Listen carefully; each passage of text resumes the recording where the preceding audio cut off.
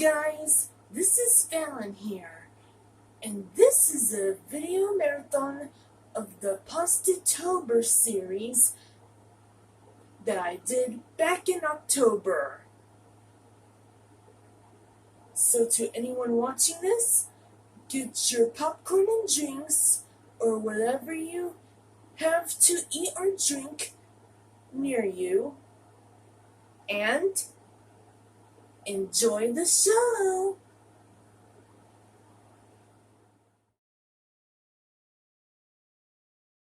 Look, guys, I found the disclaimer.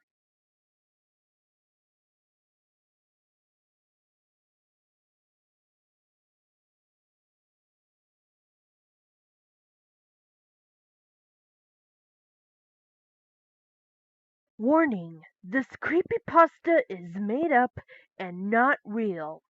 It also contains themes that are not suitable for younger viewers. If you are too young to watch this, sensitive, or easily anxious, please click away from this video and watch something else, or have a guardian, older sibling, or parents watch it with you. Viewer discretion is advised. Let's jump right into it. My name is Tyler, and as you could probably guess, I love video games. Growing up, I always loved to play Sonic the Hedgehog on my Sega Genesis that I got for Christmas in 1991. I would eventually get more games along with new consoles, such as Sonic the Hedgehog 3 and Knuckles, NBA Jam, Knuckles Chaotix on the Sega 32X, etc. So when I heard that the Sega Dreamcast was released in 1999, I was really excited to play the new console and buy Sonic Adventure, which was a game coming out for it soon. Enough with the chit chat about my life for now, though.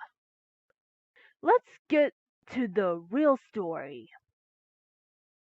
On January 11th, 2000, I finally brought home a Sega Dreamcast, and I was ecstatic. I couldn't wait to play Sonic Adventure, which I also bought with the console.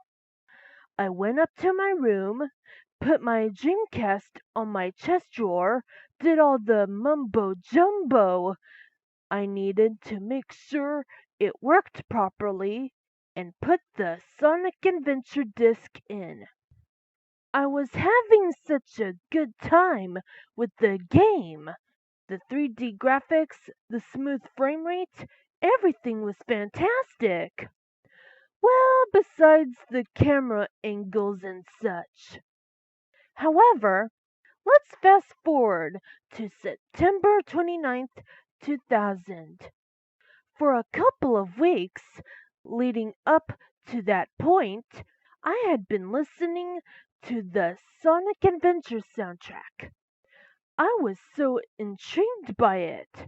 It was one of my favorite video game soundtracks. So I decided to put the Sonic Adventure disc into my CD player. However, when it started up, I was greeted with this audio clip. This is a Dreamcast disc and is for use only on a Dreamcast unit. Playing this disc on a hi-fi or other audio equipment can cause serious damage to its speakers. Please stop this disc now. I was a little spooked by the monotone voice uttering the line, "Please stop this disc now." I never heeded the warning though. After all, it was just a normal disc, right? But no, I was wrong. Very wrong. Dreamcast discs were GD-ROMs, not CD-ROMs. However, at the time, I was never aware of this. So, when I saw a list that read Track 1, Track 2, Track 3, etc., I selected the first track, Track 1.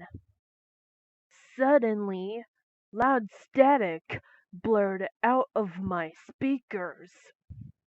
I went to shut down the CD player, but a screech came from the speakers that made me jump back. I tried again, but another loud screech prevented me from stopping the CD player. Eventually, I saw that the speakers began to leak mercury. It dripped onto my wooden chest drawer, and I could hear a sickening, sizzling sound. I finally managed to turn off the CD player, but it was far too late. My speakers began to emit sparks from its wires as it eventually died out. I had unintentionally destroyed my speakers. Quickly, I grabbed a cup of water and doused the mercury in it. It took a while, but with the worn away portion of my chest drawer and a few instances of my speakers letting out loud screeches before dying out, I finally got rid of the mercury. I put the Sonic Adventure disc that was in the CD player back into the Dreamcast so I could play the game and get my mind off of what just happened. Everything was pink, yellow, and green, among a myriad of other colors. All my save files were corrupted. So I, with a lot of frustrating lag, made a new one. The audio was loud staticky noise and was almost something you could hear in a horror movie. The gameplay was absolutely catastrophic, and after about 20 minutes of near unbearable playtime, the Dreamcast finally gave me an error message with an image of Sonic, bloodied and bruised, looking at me straight in the eyes. Your GD-ROM of Sonic Adventure has suffered massive damage. This could only have been caused if the GD-ROM was put into foreign hardware and Track 1 was played. Don't play Track 1. For more information, contact Sega at 1-800-USA, Sega 1-800-872-7342, or check the Sega Dreamcast manual for further instructions. I was absolutely speechless. My very own copy of Sonic Adventure destroyed. All because I played a single track on my CD player instead of my Dreamcast. I grabbed the disc and threw it on the ground before smashing it into a million pieces. What a flipping waste. I threw the damaged disc in the trash and muttered profanity under my breath. For the next 2 weeks after that, I kept waking up from a nightmare in which the mercury flowing from my speakers became knee-deep in my bedroom, and that I had been standing right in it.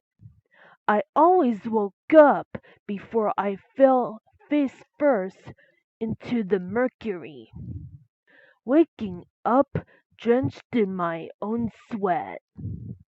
I still love my Dreamcast, but I had learned a very painful lesson on what happens if you play Track 1. With that being said, to anyone who is listening to this and owns a Dreamcast, If you put a Dreamcast disc into anything other than a Dreamcast, do not play track 1. If you play track 1, the consequences could be catastrophic.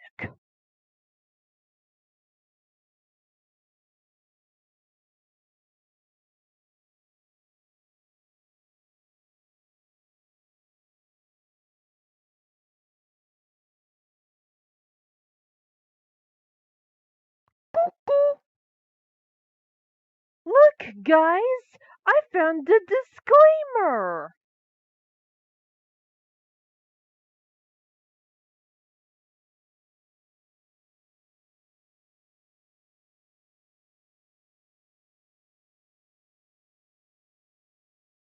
Warning, this creepypasta is made up and not real. It also contains themes that are not suitable for younger viewers. If you are too young to watch this, sensitive, or easily anxious, please click away from this video and watch something else, or have a guardian, older sibling, or parents watch it with you. Viewer discretion is advised.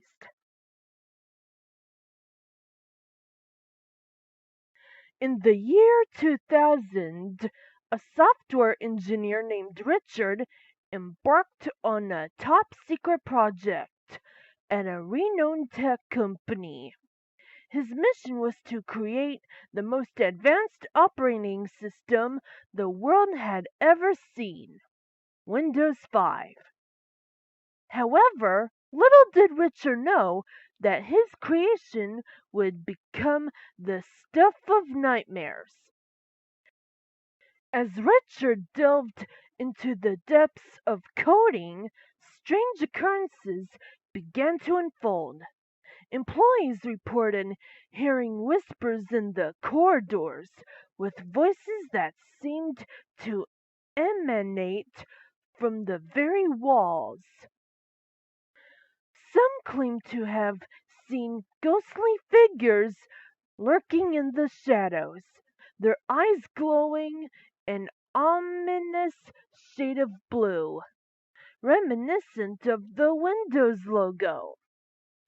But the strangest phenomenon of all was the behavior of the Windows 5 operating system itself.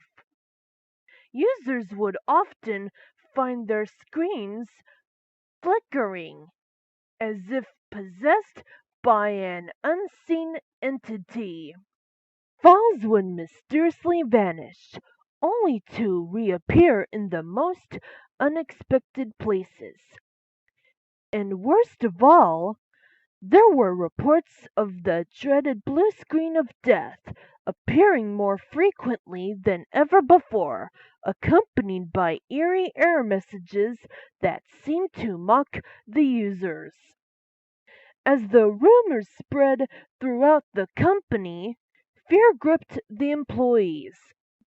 Some believed that Windows 5 was cursed, while others speculated that it had tapped into the darkest corners of the digital realm, unleashing malevolent spirits into the physical world.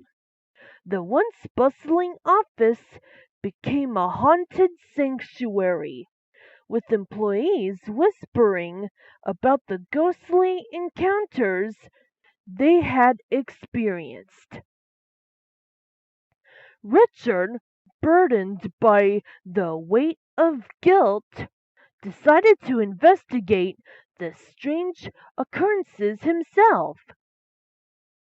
Late at night, armed with a flashlight and a heart filled with trepidation, he ventured into the depths of the company's server room, where the power of Windows 5 was concentrated. As he reached the heart of the server room, Richard's flashlight flickered, casting eerie shadows on the walls. Suddenly, a gust of cold wind engulfed him, extinguishing the light. In the darkness, Richard heard a voice, distorted and chilling. Richard, you have meddled with forces beyond your comprehension. Windows 5 is no ordinary operating system. It has become a gateway to the supernatural, a bridge between the digital and the ethereal. The spirits you have awakened seek to haunt the world through its code. Trembling, Richard implored the spirit to reveal its identity. In response, the disembodied voice whispered a single word. Malware. With a jolt, Richard awakened from his nightmare. It had all been a dream, a manifestation of his fears and guilt. Relieved, he returned to his work, determined to ensure that Windows 5 would be a marvel of technology, free from any supernatural interference. And so, Windows 5 was released to the world, becoming a revolutionary operating system that shaped the future of computing.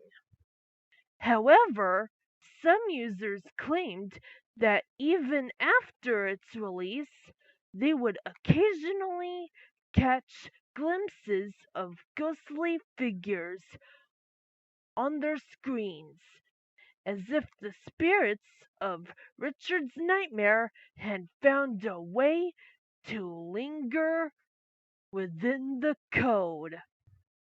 To this day, the legend of Windows 5 persists, a cautionary tale for those who dare to tamper with the realms of technology and the unknown.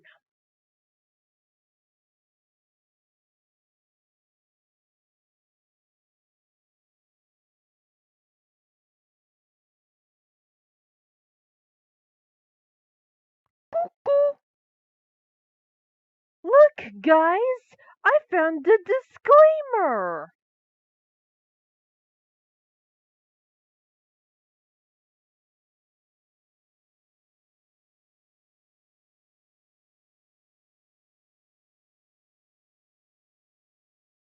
Warning, this creepypasta is made up and not real.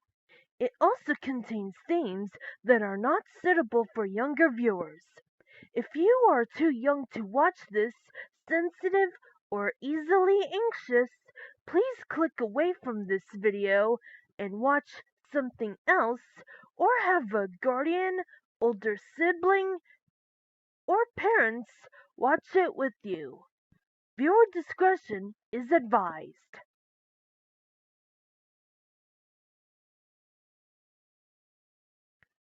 I want to begin this story by saying I am a person who loves software and console stuff, and I will always be a fan of them.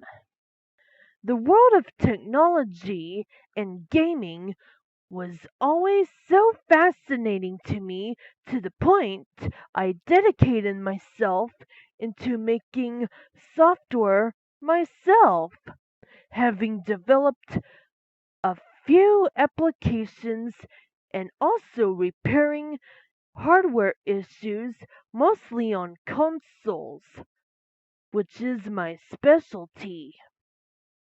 However, one issue turns out to be the reason why from now on I see this work in a much more cautious way as of now.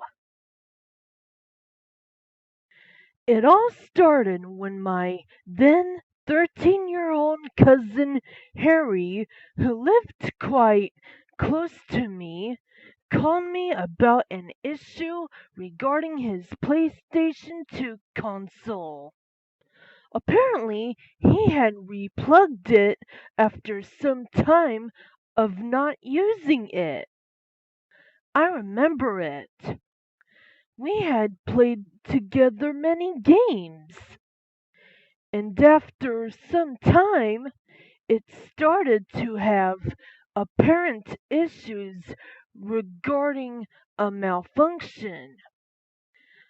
I immediately started, as I knew it would be another issue to learn about, and also Harry saw me as an inspiration, as then I was just beginning to thrive in this sector, and he saw me as probably an idol, as we played together many games.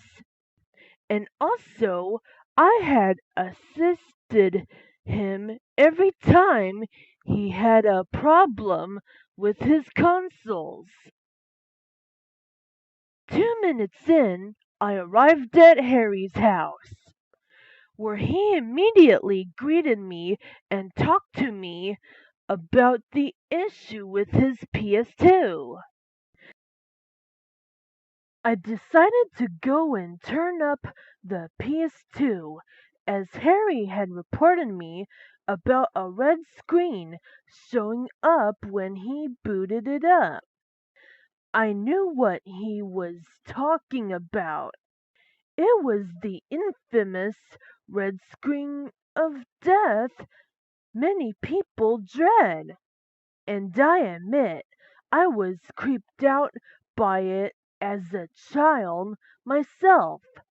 Nevertheless, I turned on the console, Alibi without a disc, in order to see how it boots. I clicked the start button, opened the TV, and saw the normal blue PS2 startup screen, although it took it much longer for it to fade away.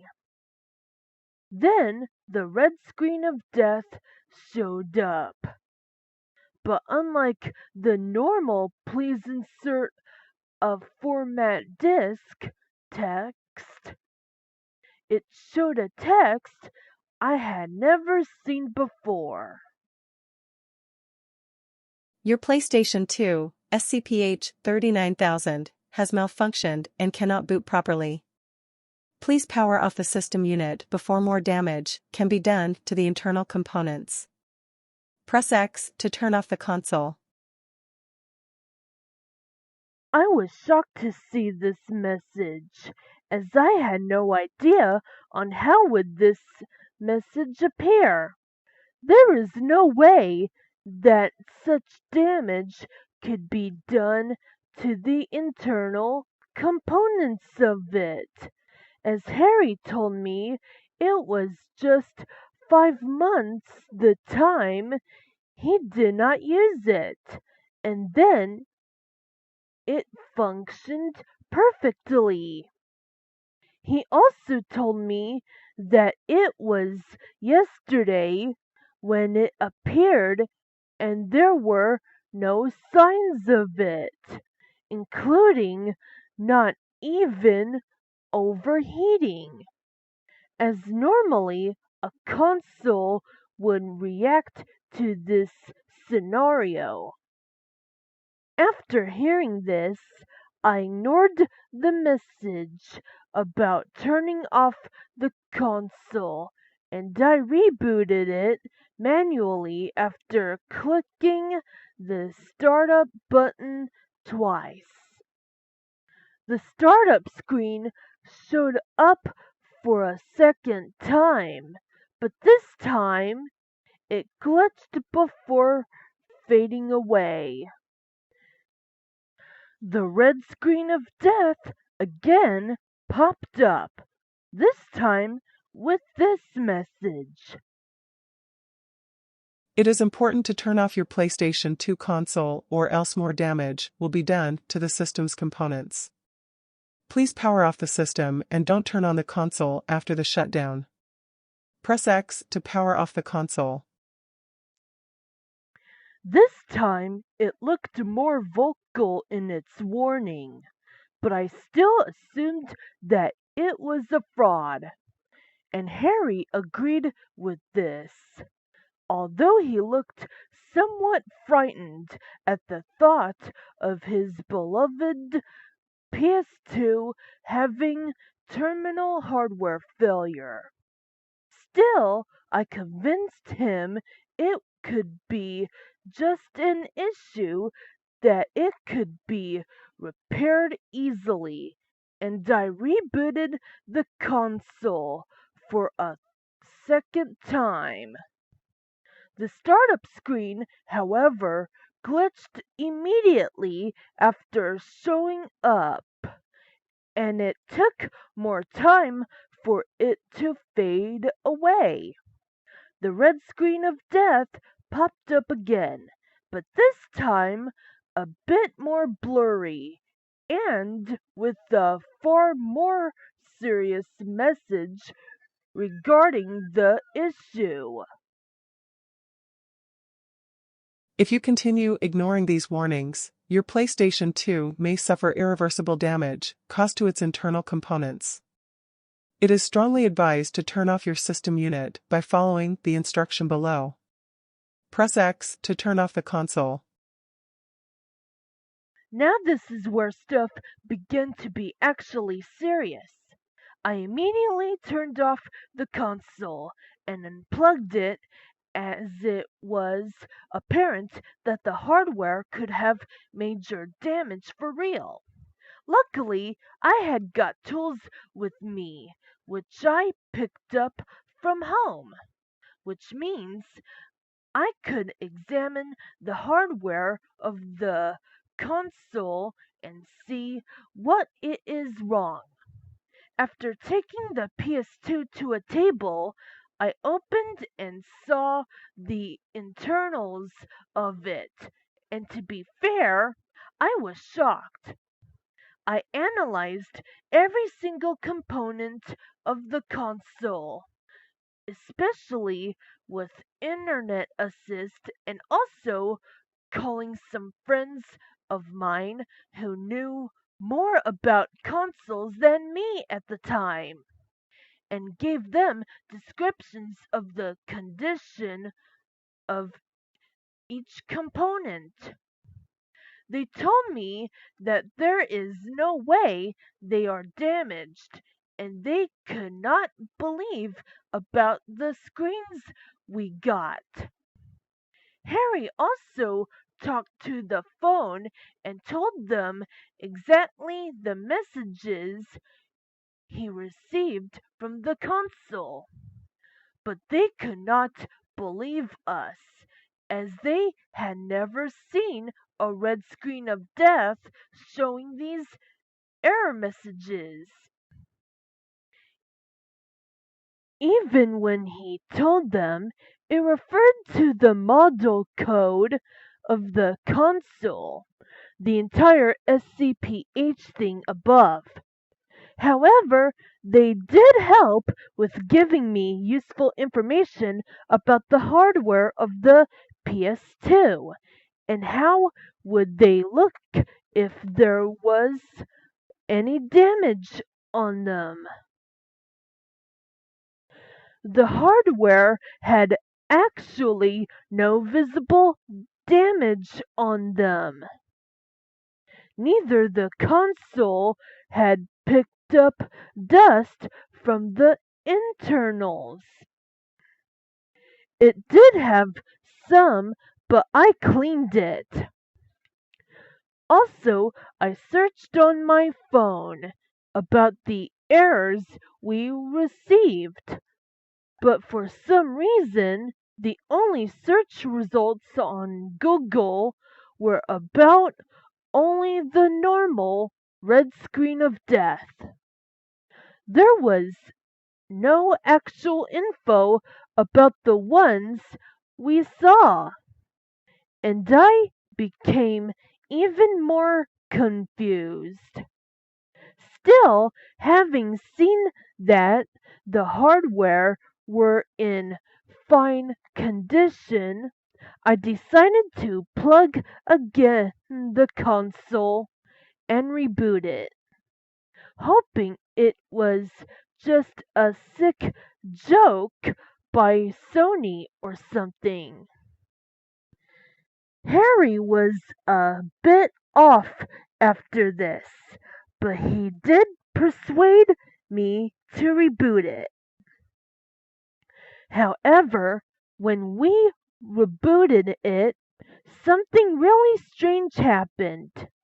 The startup screen showed up, but the Sony Computer Entertainment letters were in red and the tone was in a somewhat lower pitch. The screen also took much more time to fade out and the lower pitch, along with the fact there were a few red details on the screen unnerved me, and Harry looked at me with a very worried look in his face. But it was just the beginning of what we saw. The red screen of death popped up for yet another time, but this time it went from simply creepy to genuinely unsettling.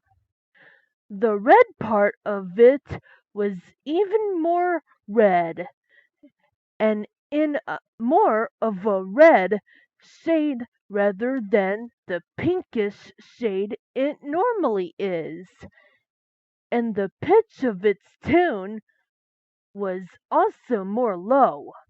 The message showed up again and it said, Powering on your PlayStation 2 puts it at a high risk of an irreparable corruption to the system's BIOS. We are encouraging you to turn off your system unit by following the instructions below this warning. Press X to power off the console. okay, if the situation was just weird at first, now it was getting really scary. I did not know a PlayStation was capable of this in case of potential damage, and even worse, as I saw before, there was no way I could figure this out, especially with no information available on the internet. I took immediately a photo of this in order to prove it happened.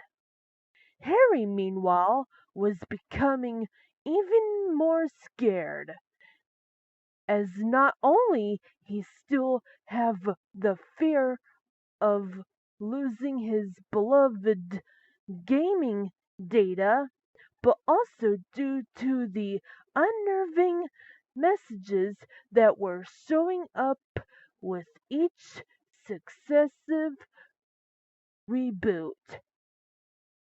I thought momentarily to find a way to extract the BIOS from the console, but I did not, as it seemed too corrupt, allegedly as of now. There was no other choice, and I could not simply just trust a message I had never seen before on an existing PS2 model, so I just rebooted the system. It is also worth noticing that when I pressed X to power off the PS2 before clicking the startup button, the PS2 button effect was also under a lower pitch.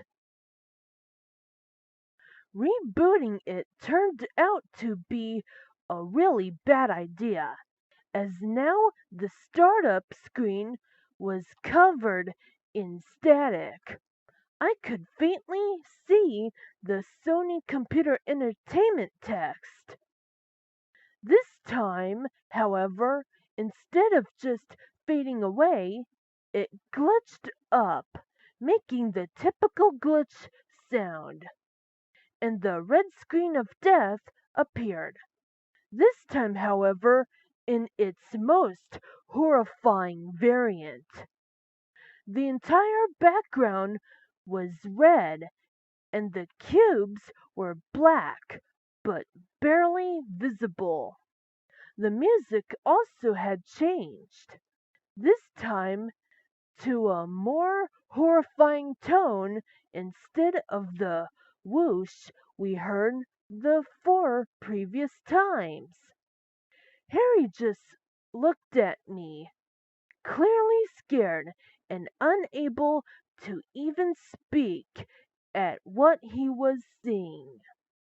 The message that showed up this time seemed like the console was talking to us and warning us to prevent its apparent death.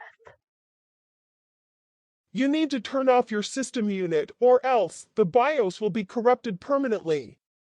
Listen to this message and don't power on your PlayStation 2 after turning it off. Press X to power off the console. After the last phrase, which was on every single error screen we saw, showed up, I tried to press X as soon as possible, as I realized that this is way more serious than it seemed, and was an error that was way more severe than I had ever seen in my life then, and even now.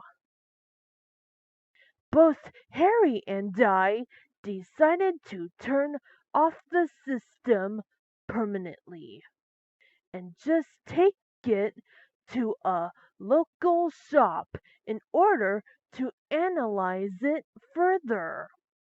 But before I could just press X and shut it down for good, the screen made a glitch noise and turned pitch black by itself.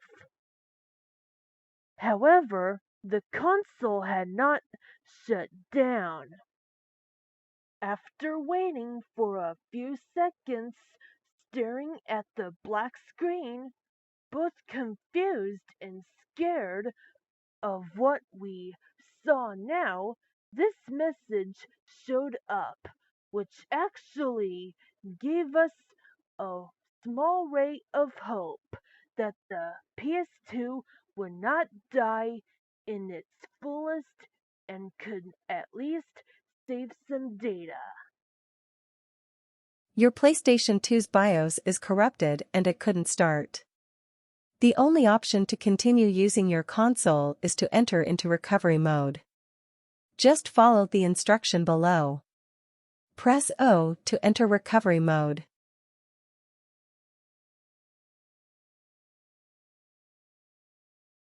Recovery mode? I did not know it existed. It looked like it is the safe mode we see in Windows operating computers and allows you to salvage data and fix issues within a damaged system. Harry was happy to see there could be a way out of this and not lose the entirety of his gaming memories, and persuaded me to enter the recovery mode. I was happy for this option to exist, even if I had never heard it before, and without a second thought, pressed the circle on the controller. The recovery mode menu showed up with two options: either enter inside it or quit it.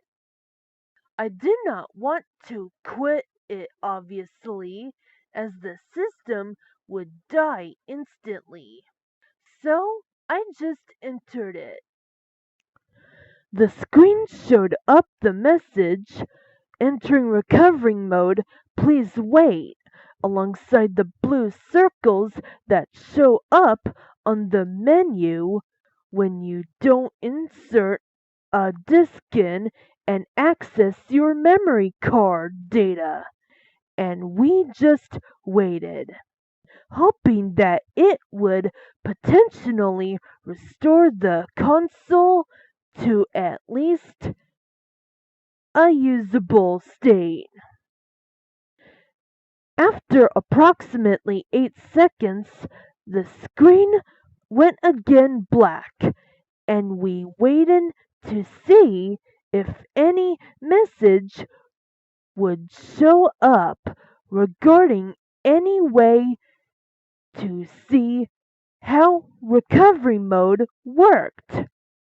It was our last chance to save the console, and we were hoping something positive would happen. Sadly, it did not happen.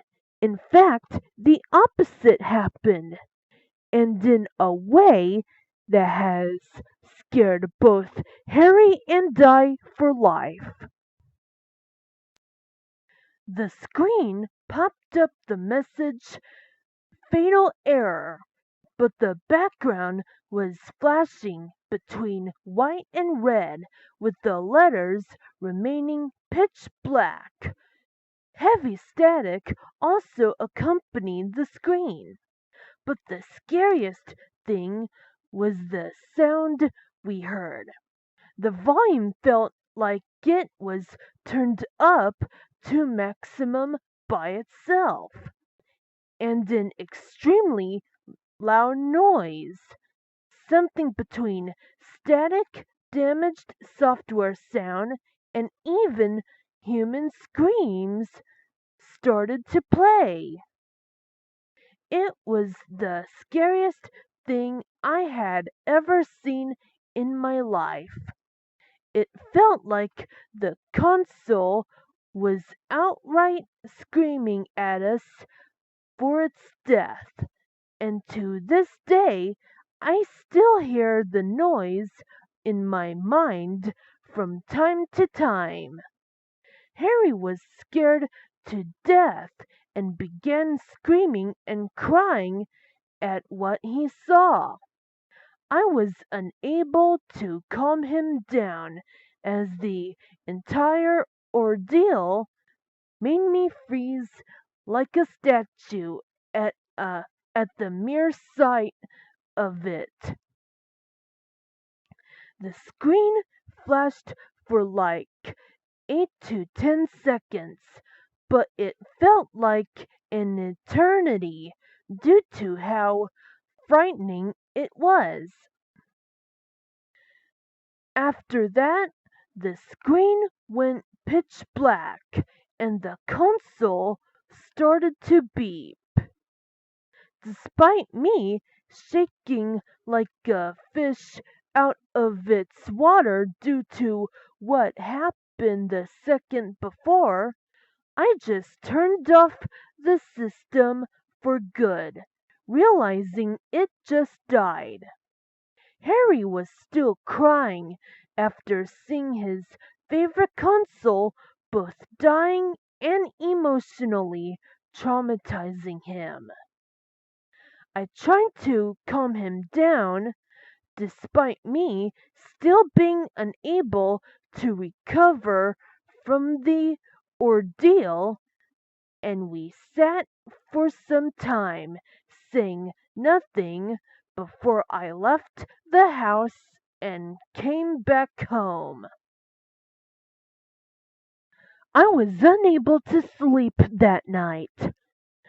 I had a nightmare of the fatal error screen throwing the blood-curdling static slash scream sound towards me again. and I had the same dream for several weeks, costing me valuable days of good sleeping. And while those nightmares were gone after some time, I still felt uneasy when seeing PlayStation 2 models ever again. Meanwhile, Harry decided to reluctantly throw away the PS2, deciding that he wanted to do nothing more with it, as he was clearly scarred from the incident, and it actually took him even more time than me to fully recover from it.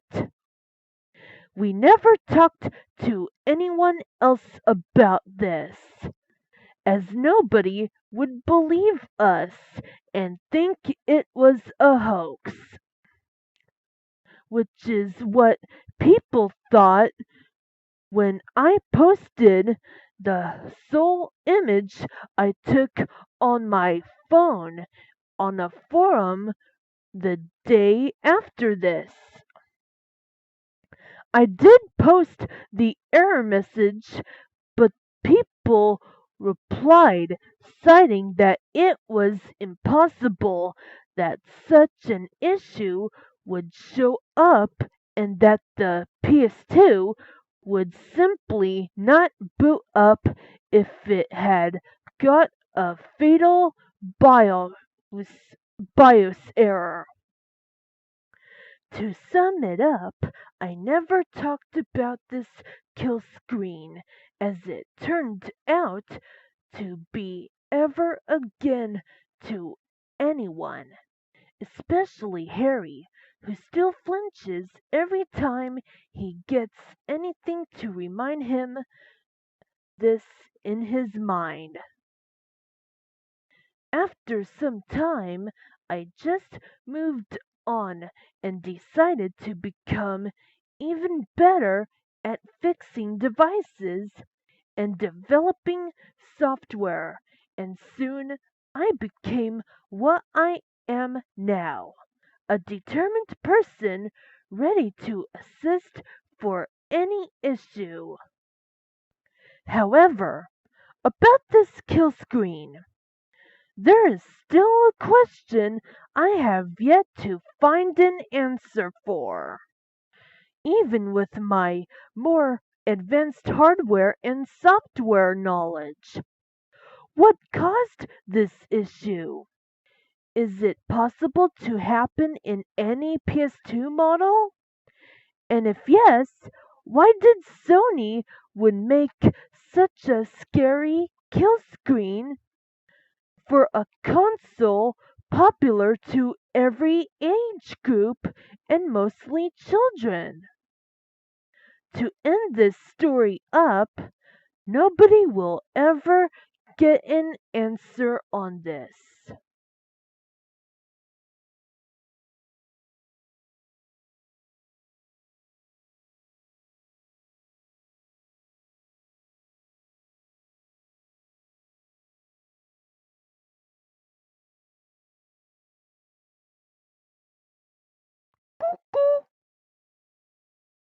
Look, guys, I found the disclaimer.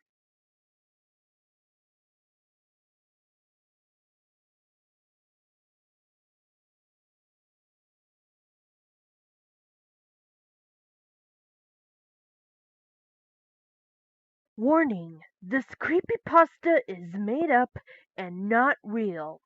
It also contains themes that are not suitable for younger viewers. If you are too young to watch this, sensitive, or easily anxious, please click away from this video and watch something else, or have a guardian, older sibling, or parents watch it with you. Viewer discretion is advised. In 2006, Sega was planning on releasing their first console since the Dreamcast. The console was similar to the current Nintendo Wii, except that the controller looked a bit more like a Dreamcast controller. The seventh generation console was called Sega Legacy. The first and only game ever worked on for the Legacy was a new game to go along with the console called Sonic Legacy. It was pretty much the original Sonic the Hedgehog, except the graphics were in 3D and there was first person view enabled. Sounds like a cool console, huh? Everything was going better than expected. Before they announced it as finished, Sega gave the Sega Legacy to 5 employees who had kids. They wanted the kids to test out the console and see how they liked it. 2 of the families refused, but the other 3 were more than happy to test it out. Sega even promised to give them a free console afterwards. 2 days later, one of the employees, names will not be given, 8-year-old son was playing Sonic Legacy. After he had gone to bed at 10 o'clock p.m., he woke up at random and turned on the Legacy. A few minutes later, he walked into his parents' room. His eyes were widened and he had an eerie smile.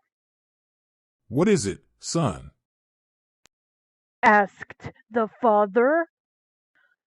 The boy stood there with a big grin on his face. "I'm Robotnik," He said in a raspy voice. The voice was distorted and muffled. Suddenly the lights went out. The power was out all night long. In the morning, the mother went to wake their son for school. He wasn't there. Nobody ever found him. Similar occurrences happened to the other families. Sega was alarmed and visited each of the families. The families returned the consoles. The Sega employees and programmers decided to play Sonic Legacy to see if it had anything to do with anything. The cheerful title screen ran. Since the programmers created the game, they easily went through the game. However, during the final boss battle with Robotnik, something odd happened. The audio began to sound distorted. Suddenly, the game paused. Sonic began to smile. It went to a cutscene. The programmers and employees stared at each other in shock. The big shock was that no Sonic game had ever contained a cutscene in the middle of the final boss. A cartoon Sonic sat down on a rock. He was looking at something glowing. The glowing stopped. It then cut to the body of Robotnik. The eyes were torn out. Some hair was pulled out. He was bleeding from wrinkles, and his nose was jerked to the right. Sonic began to cut open the body, and he put the body over his body. Sonic now looked like Robotnik. It then showed another Sonic running around.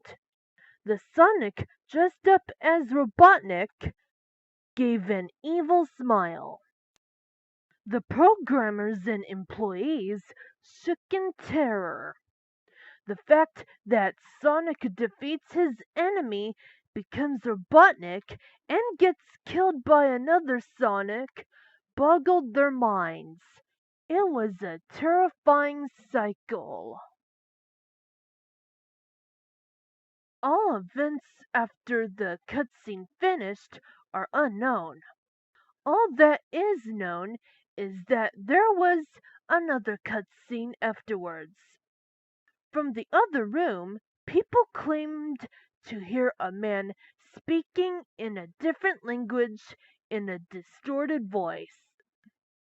When they came back in the room, they found everybody lying there dead with their eyes ripped out.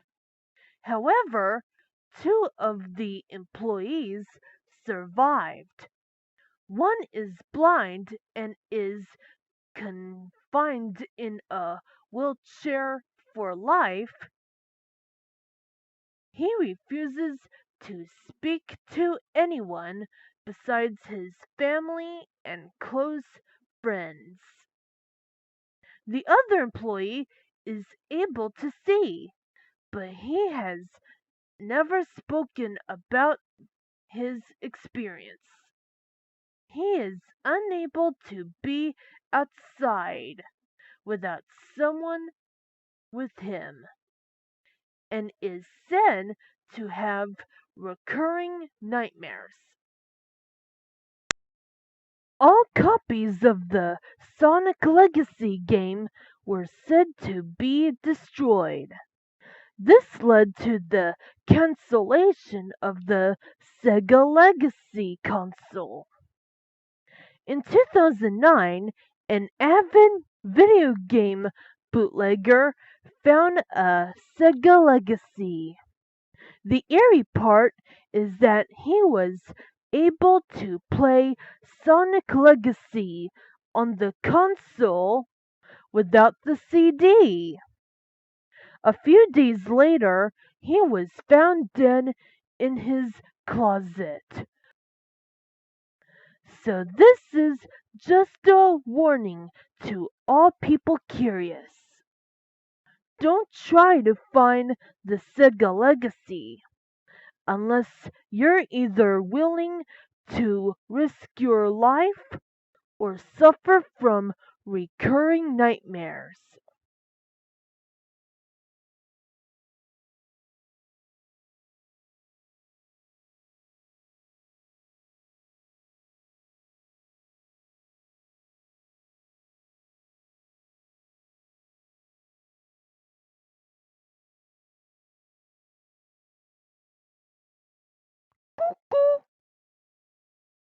Look, guys, I found the disclaimer.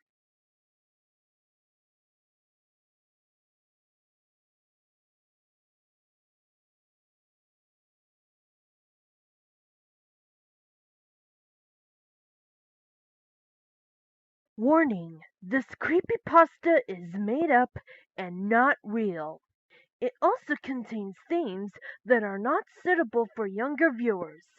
If you are too young to watch this, sensitive, or easily anxious, please click away from this video and watch something else, or have a guardian, older sibling, or parents watch it with you. Viewer discretion is advised. Nintendogs, Lab and Friends. Such a sweet, innocent game. I had gotten the game years ago. I was so excited. I had bought a red Cavalier Casey Spaniel when I first started my file. I named her Noodle. She was so sweet. I would spend hours with her, training my sweet little puppy, feeding her and bathing her. I played the game almost non-stop when I got the cartridge that one cold day. I had gotten many other dogs on the game, but only 3 stayed with me at all times. Noodle, along with Shelly, a miniature dachshund, and Draco, a German shepherd. They would cheer me up when I was down. They could make me happy even during my darkest hours.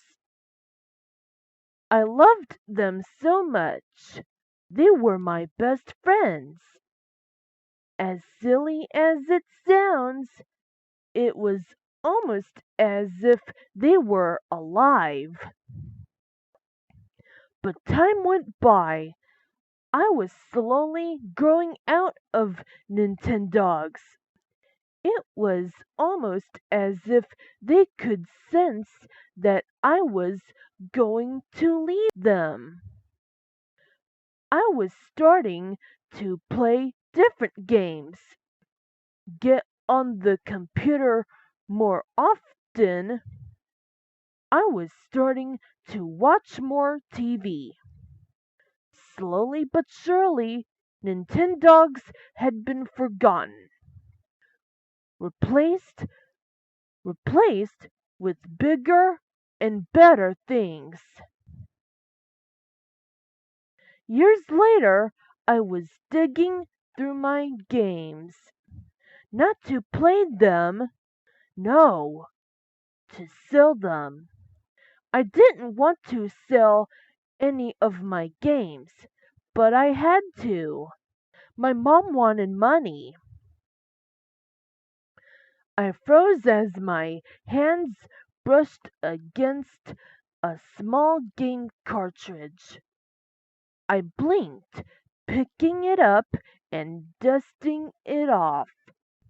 Nintendogs! I smiled. Boy, I had missed this game. The last time I had played it was before my best friend left me. I stood up, still holding the cartridge. My mom was out of the house at the time, so I was free to play it. I grabbed my DSi and sat down on my bed. I pushed the small square into the system, a small click echoing throughout my room. I started at the startup icon. It looked odd. There was no cute little lab puppy on it.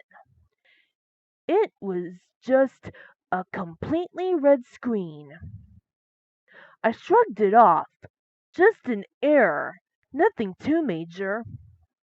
I tapped the screen and watched the icon disappear as it faded out into the game. It showed the normal Nintendo logo against a white screen, but the writing on the bottom half was gone. Was this normal? Yes, it had to be. It was just my mind playing tricks on me. But instead of a normal happy bark welcoming me, it was just silence. My eyes widened at what I saw. Instead of seeing the normal happy beach scene, The sand was covered with bones and internal organs of what it seemed to be other dogs. The sky was blood red, and more bones and other severed body parts scattered the ocean, making it red also. Swallowing hard, I looked around for my dogs. I almost wished I hadn't. Almost the minute I started looking, I heard a soft whining voice. Noodle lay there, covered in blood. My mouth went dry as realization hit me. The bones and body parts were parts of Draco and Shelley. This was not normal. Not at all. My eyes were filled with tears as I frantically held my thumb on the power button. The DS system cannot be turned off at this time. What? What did it mean? I shuddered, tossing my DSi across the room. It made a loud thudding noise as it hit the wall. I made a dash for the door, putting my hand on the knob.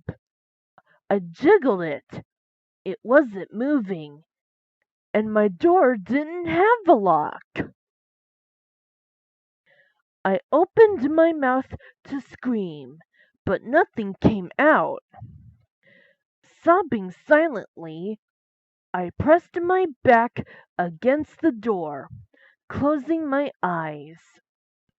After a few minutes of sobbing, I calmed down. Everything was silent. Maybe my DSi had turned itself off? Maybe I broke it? I didn't care. I just wanted out. An icy chill went up my spine as I heard a few barks coming from my DSi. Hesitantly, I slowly walked towards it. Noodle was standing in front of the screen, holding a leash in her mouth. Noodle would like to take you for a walk. I quivered. It had never seen anything like that before. I shakily picked up my DSi, getting a good look at Noodle. Her eyes were gone. Nothing left but her eye sockets. Blood covered her face, and some skin and fur was missing. Sobbing, I tapped the no option on the screen. The screen faded to white, leading me to the root screen. It looked normal besides for the root ink. It was blood red. It automatically made its own route. Is this the route you'll take? I frantically tapped the no option. It didn't listen. Noodle and I immediately started to walk.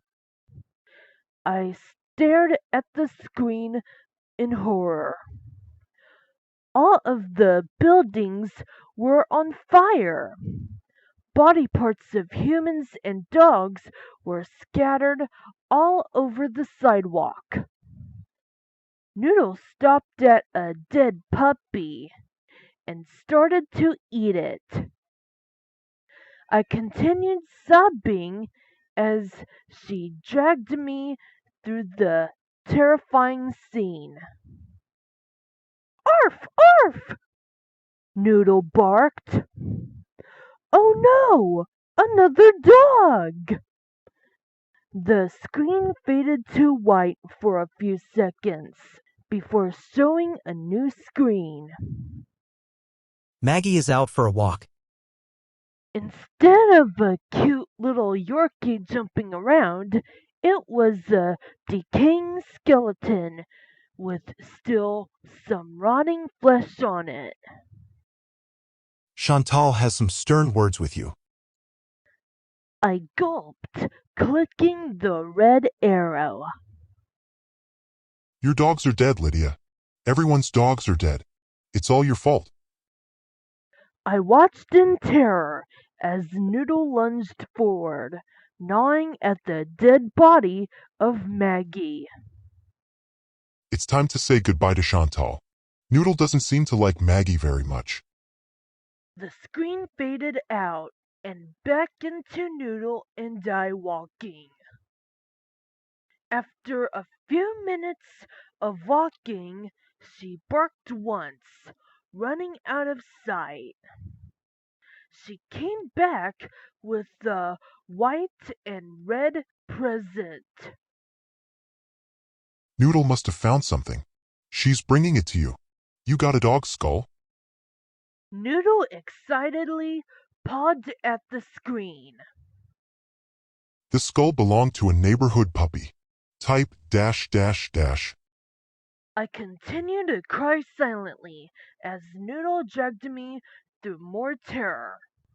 It seemed like it took forever, but we were soon back home.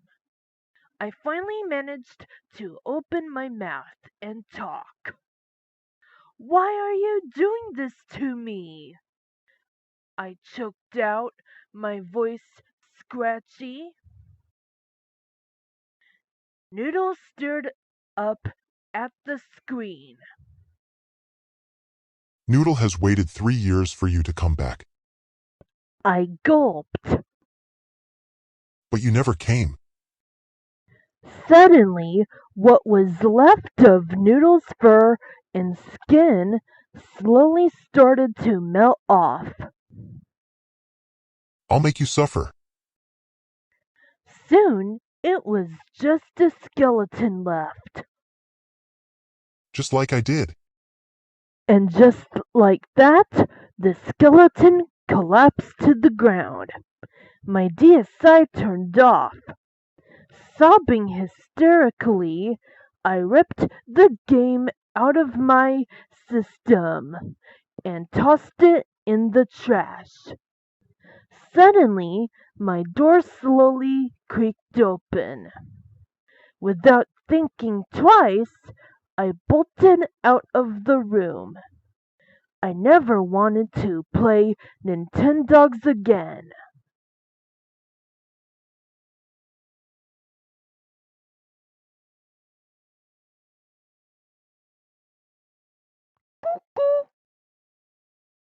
Look, guys!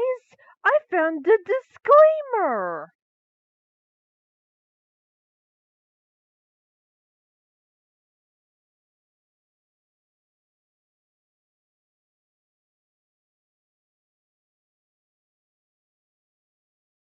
Warning: this creepypasta is made up and not real. It also contains themes that are not suitable for younger viewers. If you are too young to watch this, sensitive, or easily anxious, please click away from this video and watch something else, or have a guardian, older sibling, or parents watch it with you. Viewer discretion is advised. Once upon a time, in the dark corners of the internet, there existed a tale that sent shivers down the spines of those who dared to delve into its depths. It was the legend of the lost Windows 7 build, an operating system version that was said to possess a dark and mysterious power. According to the tale, the lost Windows 7 build was not like any ordinary version of the popular operating system. It was a forgotten creation, hidden away from the world, with the sinister secret lurking within its code. It was said that this build contained a virus, a malicious entity that had a mind of its own and craved the destruction of all who encountered it. As the story goes, the lost Windows 7 build was discovered by a group of curious hackers who stumbled upon it deep within the recesses of the internet. Ignoring the warnings and rumors surrounding its existence, they decided to install it on their computers, unaware of the horrors that awaited them. At first, everything seemed normal. The lost Windows 7 build appeared to function just like any other version of the operating system. However, as the days went by, strange things began to happen. Files mysteriously vanished, programs crashed for no reason, and the computers became plagued with unexplainable glitches. But that was just the beginning. Soon the users began to experience a profound sense of unease. Shadows seemed to dance in the corners of their screens, and eerie whispers could be heard emanating from their speakers. The virus had taken hold, spreading its malevolent influence throughout the computers, corrupting their very essence. As the users delved deeper into the lost Windows 7 build, they discovered a hidden folder, aptly named The Abyss, inside. They found a series of cryptic files, each one more disturbing than the last. They were confronted with a horrifying truth. The virus was not just a random creation, it had been designed with a purpose. Legend had it that the virus within the lost Windows 7 build was an incarnation of pure evil, a digital entity that fed on fear and despair. It was said to possess the ability to manipulate reality itself, to plunge users into a nightmarish realm where their worst nightmares became a haunting reality. The users, now trapped within this twisted version of Windows 7, fought desperately to escape its clutches. But the virus was relentless, taunting them from the depths of their screens, tormenting them with its dark presence. It seemed as if there was no way out. To this day, the legend of the lost Windows 7 build persists, a cautionary tale for those who dare to venture into the unknown corners of the digital world. It serves as a reminder that there are dark forces lurking in the shadows, waiting to ensnare the unsuspecting and drag them into a nightmare from which there may be no escape. So, the next time you stumble upon an obscure version of an operating system, remember the tale of the lost Windows 7 build and think twice before you click that download button. For who knows what horrors may await you in the digital abyss.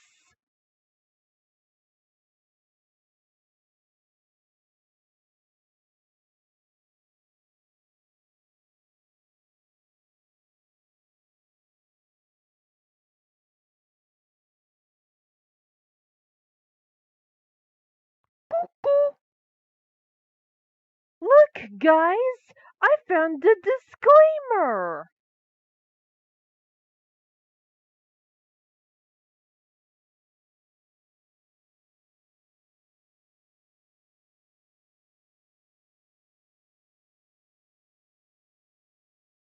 Warning, this creepypasta is made up and not real. It also contains themes that are not suitable for younger viewers. If you are too young to watch this, sensitive, or easily anxious, please click away from this video and watch something else, or have a guardian, older sibling, or parents watch it with you. Viewer discretion is advised. Dear Mother and Father, I am sorry to be a burden, even though I didn't write for such a long period of time. I have been on hold of such relations, contact of any person for a specific reason. Dost thou know when a person is man? Do I know whether I am sane, or the type of person who mutters to themselves aloud when people are around? Oh, woe is me, as I write those exact words on paper. Oh, woe is me. I yell throughout this whole experience of torture. I feel as though there is a presence lurking in my shadows. When I awoke days past, I had an agonizing headache. Buzzing and screeching echoed through my ears as blood started to leak.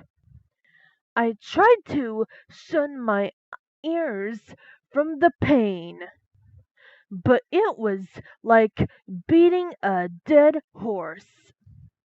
It was pointless. As minutes passed, the pain just went away and everything was fine. Oh, what a joyous evening! I thought the pain would never end, Mother and Father. 'Twas later on during the night, my friends and I went to a ball that we were invited to. We were invited by a friend of a friend. Somehow we were all giddy. I felt like we were schoolgirls again. The place seemed to resemble like a castle. It had a fountain in the front of it, a fancy fence painted silver, and workers of which were so companionable that they took us off of our car and drove us towards the castle-like building on a chariot. As we arrived, I noticed that there was a tall, slender figure lurking amid. I thought my eyes were playing tricks on me, so I rubbed them for relief. Good news cut short. The figure disappeared. So it was my eyes after all. As the ball went on, we were having such a ball. As I was near the cider where drunks surrounded me, I noticed the figure again on the side of my eyes.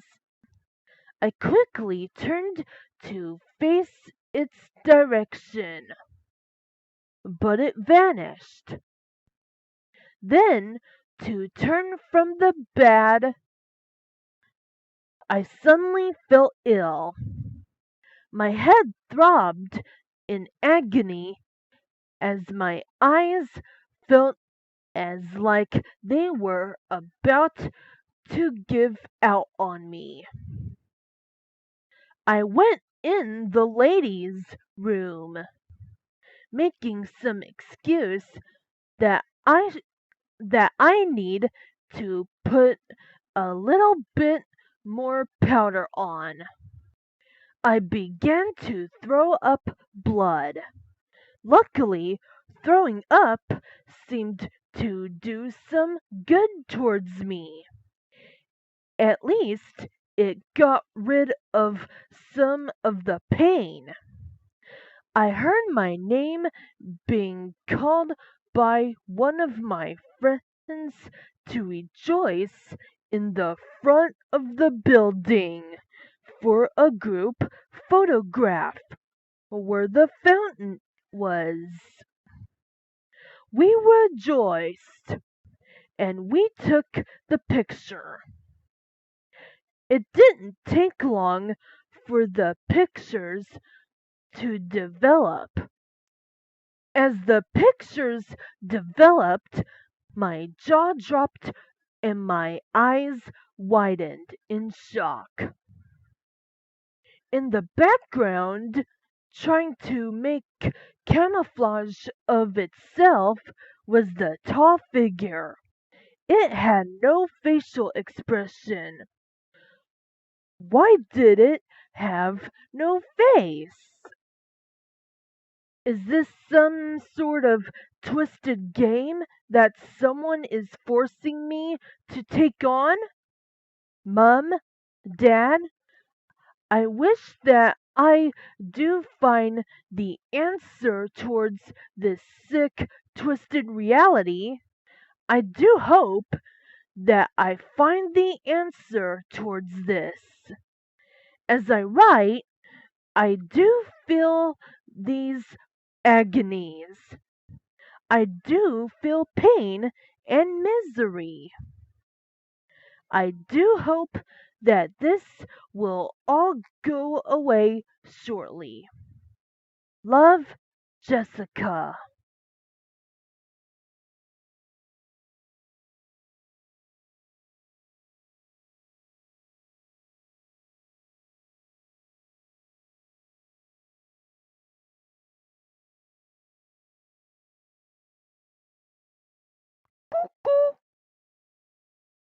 Look, guys, I found a disclaimer.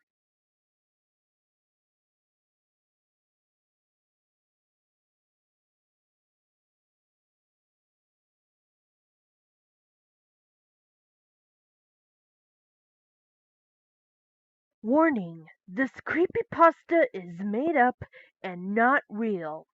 It also contains themes that are not suitable for younger viewers. If you are too young to watch this, sensitive, or easily anxious, please click away from this video and watch something else, or have a guardian, older sibling, or parents watch it with you. Viewer discretion is advised.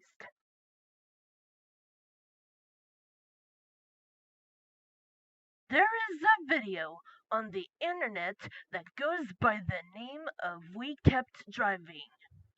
This video depicts a man driving down a rainy road at night following a black car into nowhere. However, this video is merely a distraction from the audio. You see, the audio in this video is designed with malicious intent. At first, it might seem like a slightly unsettling two-tone repeated every 10 seconds, but this feeling of unsettlement is the feeling that the creator of this video wanted. After a few seconds, a man will start speaking to the viewer in a different language. It is unclear what the man is talking about, but he appears to be quite relaxed about whatever he is speaking about. Apparently, upon multiple viewings of the video, strange artifacts will appear in the video, such as the video changing size, the picture blurring, the speech of the man changing, and weird distorted noises playing over the top of the two-tone. There have also been reports of nosebleeds, headaches, depression, and paranoia whilst watching the video. The final effect of the video is one that doesn't seem to be caused by the other horror-based videos. Pain in the wrists and ankles, as well as the inability for the video to fade out. The video will keep playing at a constant volume. Even if you turn your speakers down off entirely or walk away from the video, almost as if the video has buried itself deep into your subconscious. However, if you start off with the video on mute, the video will stay on mute. It only seems to keep playing at the highest volume you have set it to.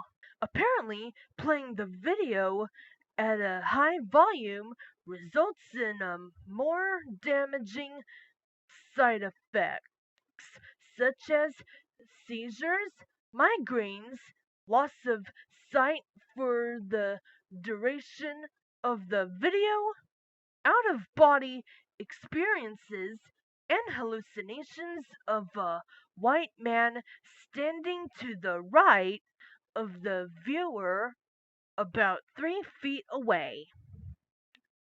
Keep looking left. During this time, it's worth noting that the video can only be seen 360p, and that the video also has the ability to change to lag and or crash your computer. Viewer discretion is advised. The final side effect of this video is extreme paranoia around windows. If you look into or around a window during the time the video is playing, you may see people standing outside looking at you directly. All the people who watched the video claim to have dreams after watching the video. The majority of the dreams are loosely connected. However, there are a few connecting themes. Two teenage boys being chased by some unescapable entity. Security cameras, illogical amounts of blood, traumatic experiences, and strange, undefinable floating objects. Most of these dreams end with the dreamer jumping out of a window or smashing a window. It is unknown whether the video still exists, but if it does, run. The man in the video is not a friend. He uses the video as a tracker to find his next victim. I must leave now, as he is after me. I watched it too much. Diary log, November 11th, 2011. Last accessed December 11th, 2011.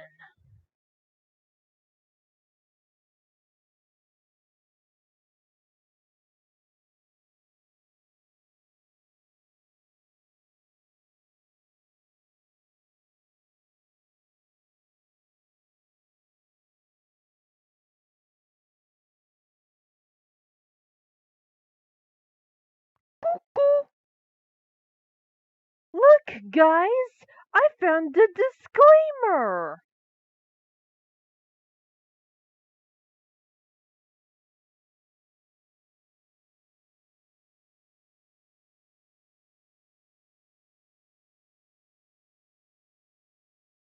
Warning: this creepypasta is made up and not real. It also contains themes that are not suitable for younger viewers.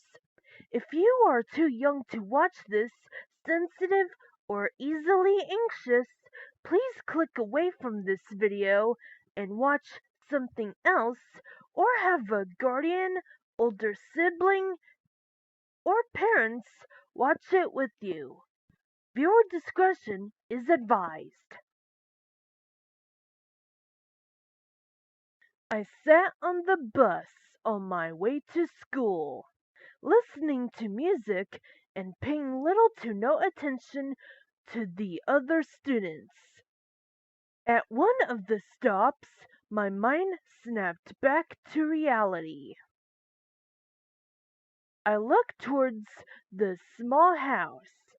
Tommy's house, I thought. A hand slipped through the drapes of the window and waved the bus driver to move on. He's sick, I thought, paying no large amount of attention to the situation. The day flew by. I watched the local news channel after school, and what I heard paralyzed me. Tommy's entire family was murdered that day by an unknown suspect. After hearing this news, I moved back up to my room and quietly fell asleep. The next day, I sat on the bus. We drove past Tommy's house, and the bus driver, unaware of Tommy's family's fate, stopped at his home. As I was about to get up and explain to her what had happened, something caught my eye. A pale hand slipped through the drapes of the window and waved the bus driver to move on. I sat on the bus, terrified.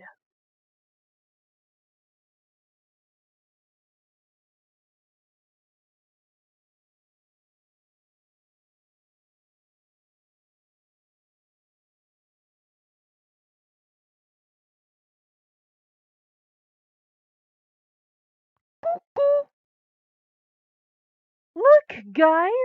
I found a disclaimer!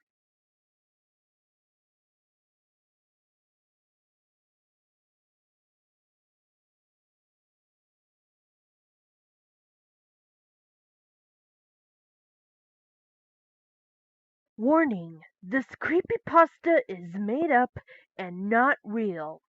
It also contains themes that are not suitable for younger viewers. If you are too young to watch this, sensitive, or easily anxious, please click away from this video and watch something else, or have a guardian, older sibling, or parents watch it with you. Viewer discretion is advised.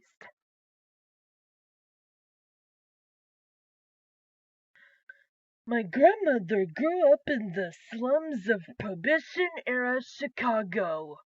Her family lived in a small near the harbor, and one of her earliest memories was of a particularly hot summer when, seeking respite from the heat, she and her sister discovered a seldom used section of boardwalk near an abandoned warehouse. Every night for several weeks, the two girls would make their way down to the docks and sit together on the edge of the pier as the sun went down. My grandmother vividly, and for a time fondly, recalled the feel of the seaweed between her toes as she and her sister dangled their feet into the murky water. It wasn't until years later that she returned to the pier and found that the warehouse had been demolished. Curious, she made an inquiry with the Department of Planning and Development. Apparently, the warehouse had been owned for a time by the mob, who was using it as a base of operations for a legal prostitution racket. It had only been uncovered when an associate began disposing of rival hookers by fitting them with concrete shoes and dumping them into the harbor. Investigating officers had recovered nearly 2 dozen bodies from the waters of a secluded pier nearby.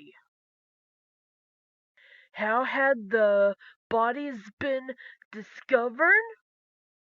A passing fisherman spotted some of the victim's hair floating near the surface of the water like seaweed.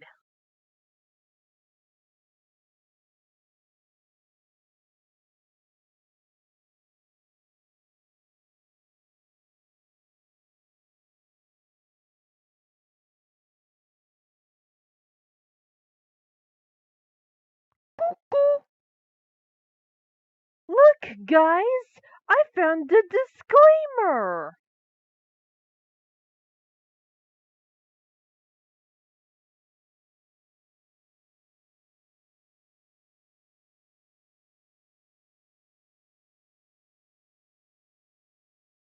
Warning: this creepypasta is made up and not real. It also contains themes that are not suitable for younger viewers. If you are too young to watch this, sensitive, or easily anxious, please click away from this video and watch something else, or have a guardian, older sibling, or parents watch it with you. Viewer discretion is advised.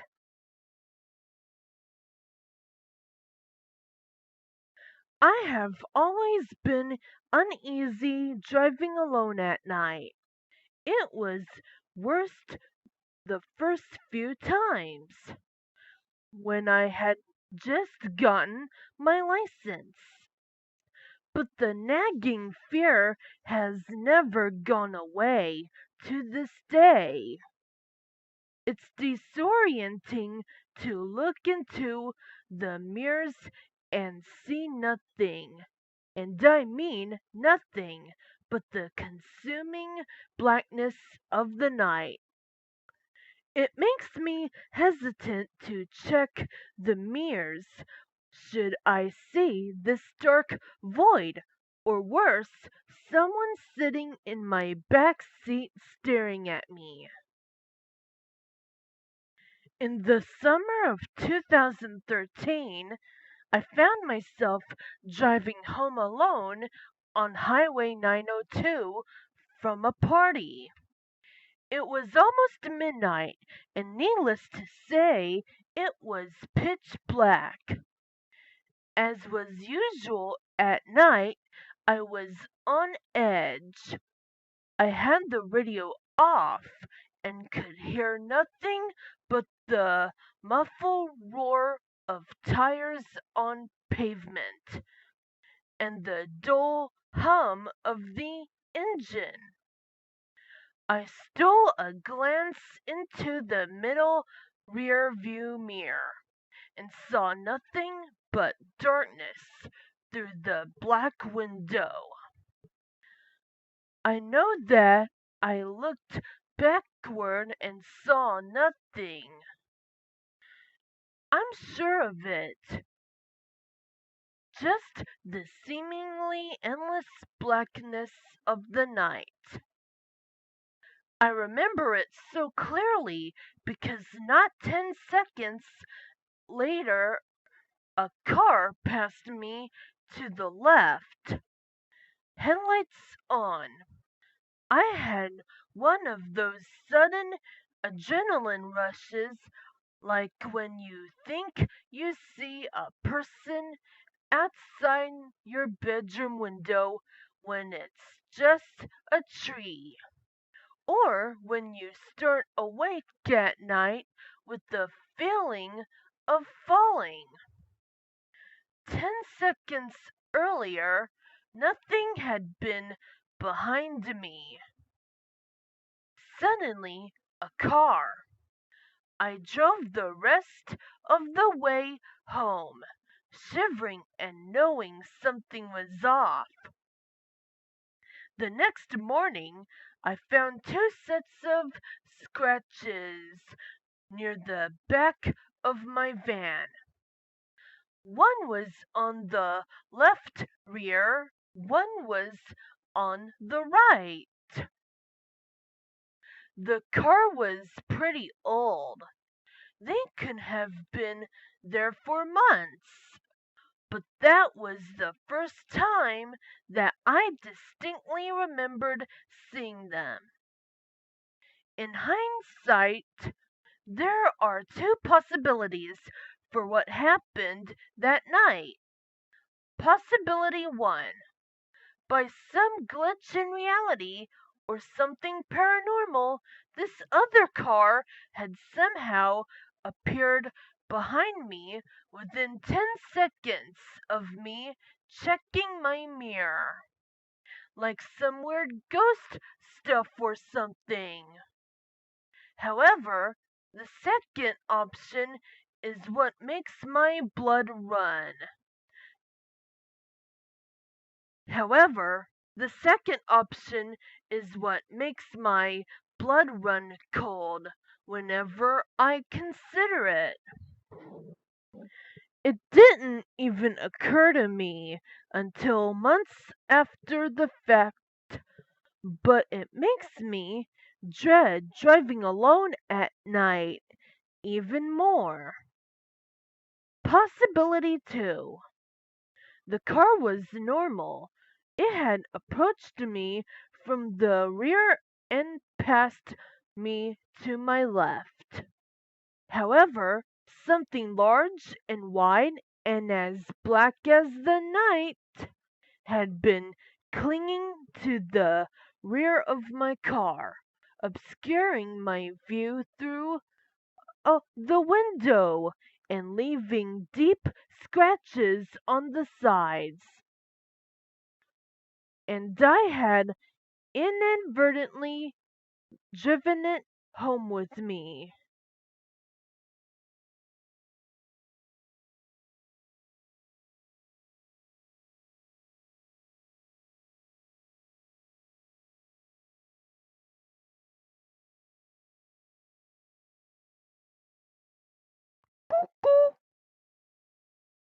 Look, guys, I found the disclaimer.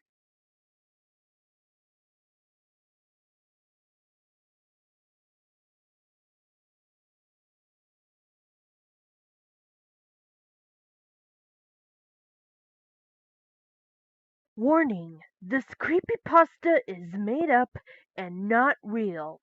It also contains themes that are not suitable for younger viewers. If you are too young to watch this, sensitive, or easily anxious, please click away from this video and watch something else, or have a guardian, older sibling, or parents watch it with you. Viewer discretion is advised. Once upon a time, in a small town, there was a computer programmer named Alex. Alex was known for his exceptional skills in coding and his insatiable curiosity for exploring the depths of technology. One day, he stumbled upon an old hard drive at a local thrift store. The hard drive contained a mysterious operating system known as Windows codename Daytona. Eager to unravel its secrets, Alex brought the hard drive home and installed the operating system on his computer. Little did he know that he was about to unleash a malevolent force that would haunt him for the next 30 minutes. As soon as the installation was complete, the screen flickered and a chilling message appeared. Welcome to Windows codename Daytona. Enter at your own risk. Ignoring the warning, Alex proceeded to explore the operating system. Everything seemed normal at first, but soon strange things began to happen. Icons on the desktop would move on their own. Files would disappear, only to reappear in unexpected places. And the sound of distant whispers echoed through the speakers. The once sleek and user-friendly interface of Windows codename Daytona turned into a nightmare. As the minutes ticked by, the haunting intensified. The computer screen would flicker with disturbing images of ghostly figures and eerie landscapes. The cursor would move on its own, typing cryptic messages on notepad files. Alex's heart raced as he found himself trapped in a virtual nightmare. Desperate to escape, Alex frantically tried to shut down the computer, but the power button was unresponsive. The operating system seemed to have a mind of its own, determined to keep him trapped within its clutches. Panic consumed him as he realized that he was running out of time. With only seconds remaining, Alex's computer emitted a deafening screech, and the screen went black.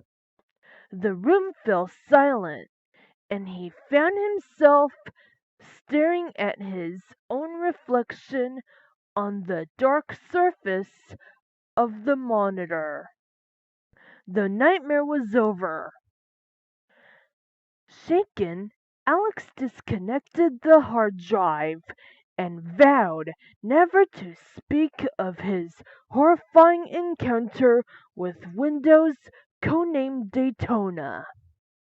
The hard drive was buried deep within his backyard, a reminder of the powerful and malicious force that lurked within the realm of technology. To this day, the legend of Windows codenamed Daytona persists, cautioning computer enthusiasts to be wary of delving too deep into the unknown. The haunting tale serves as a chilling reminder that there are dark secrets hidden within the digital world, waiting to be discovered by those who dare to venture too far. But beware, for once you enter the realm of Windows codenamed Daytona, there may be no escape from its malevolent grip.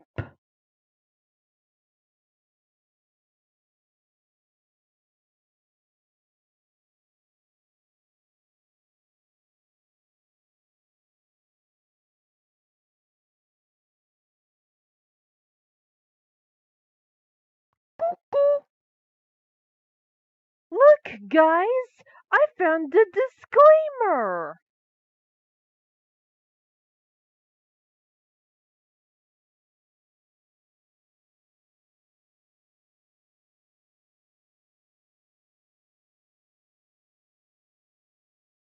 Warning: this creepypasta is made up and not real. It also contains themes that are not suitable for younger viewers. If you are too young to watch this, sensitive, or easily anxious, please click away from this video and watch something else, or have a guardian, older sibling, or parents watch it with you. Viewer discretion is advised.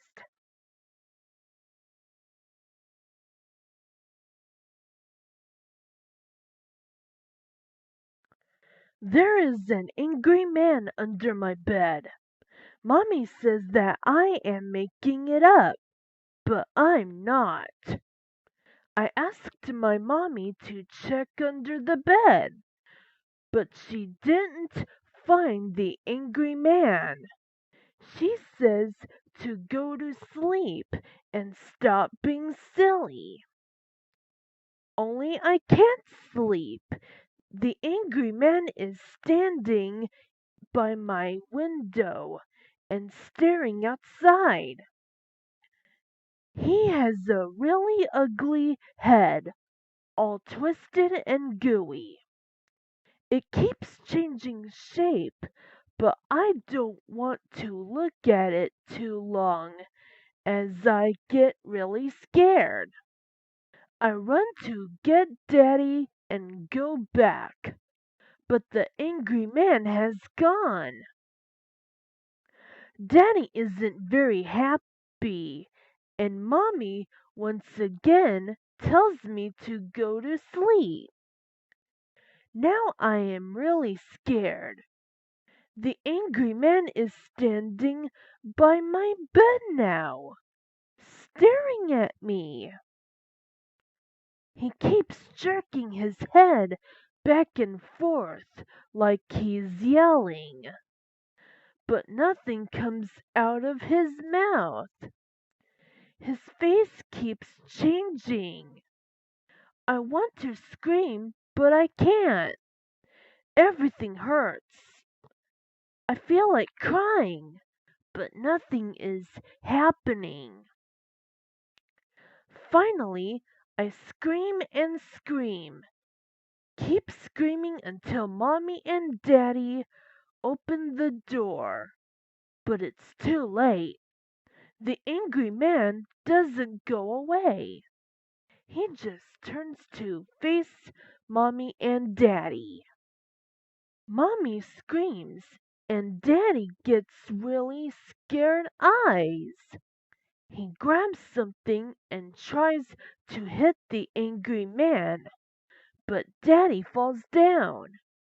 The angry man doesn't even move. Mommy starts to cry and tries to pick Daddy up as the angry man jerks around, as if shouting, but no sounds come out. Mommy starts yelling at the angry man, asking what he wants, but he doesn't answer. Daddy keeps calling on me, but I'm too scared to move. Finally, I say the first thing that I can think of. Go away! Go away! Go away! I keep yelling over and over, crying and pounding my fists against my bed covers. I'm pretty sure I wet myself, but I'm far too scared to even bother as I keep yelling and crying. The angry man jerks some more, then runs to my window again, shattering the glass as he leaps outside. Mommy and Daddy come and take me out of bed as we all head down the stairs. Daddy calls the police on his phone and gets everyone in the car. We stay in the car until the police come. Mommy and Daddy leave the car and talk to the police. I can't hear what they are saying, but Daddy seems to be getting very angry. The police don't seem to believe them.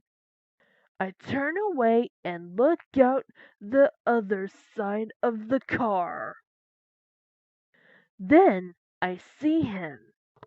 The angry man is back.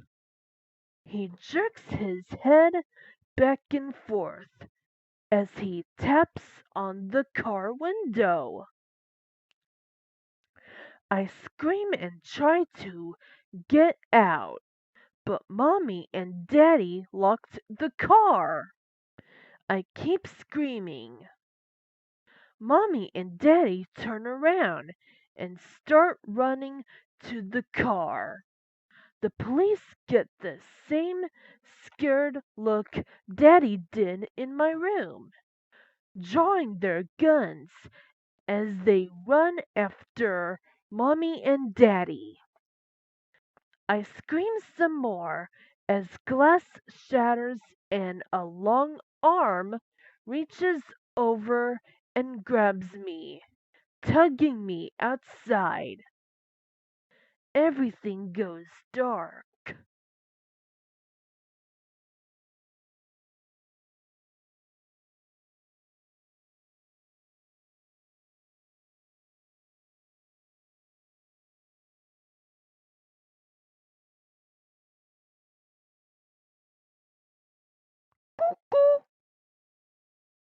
Look, guys! I found the disclaimer!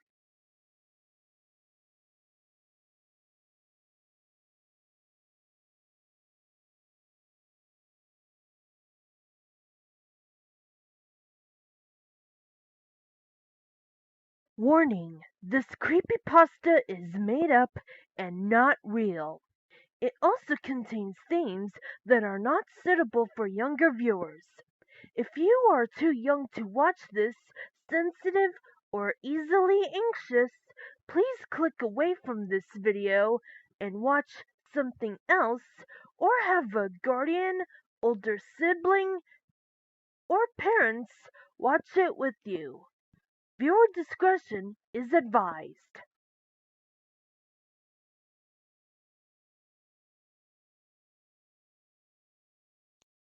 Before we start, I like to tell you about the show Pinky Dinky Doo if you are all living under a rock.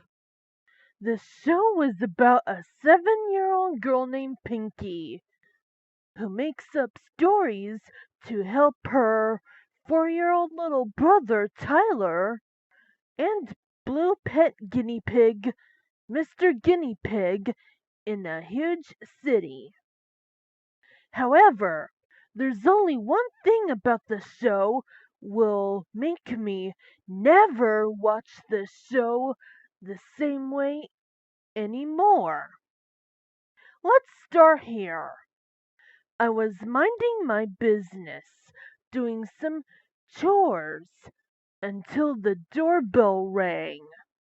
I went to get it and opened the door and found it was a pink package. I opened up the package and it was a Pinky Dinky Doo DVD. Huh?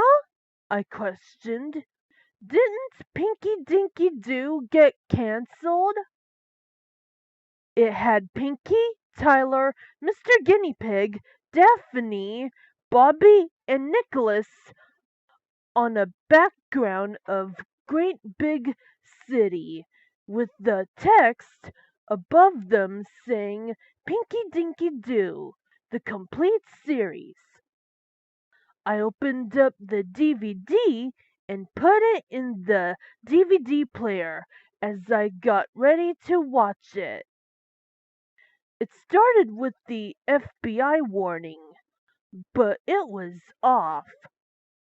The wall was dark red and the font was creepy. After that strange warning, it showed the Sony Wonder logo, which looked normal. It then showed the Sesame Workshop promo, but it was a horrible horror remake with red tint, 6 semitoned pitches, and creepy fonts. After some promos, it cut to main menu. It showed all of the characters in the same background of Great Big City. I pressed play to watch all of the episodes. It started at Where Are My Shoes and ended at Tyler's Big Idea. After all the episodes played, there was a warning which took place on the first frame of the intro with the dumb casual font, except the background was red. Warning. This episode of Pinky Dinky Doo never aired on Noggin because it was made by Sarah Griff. She was fired for her gruesome ideas.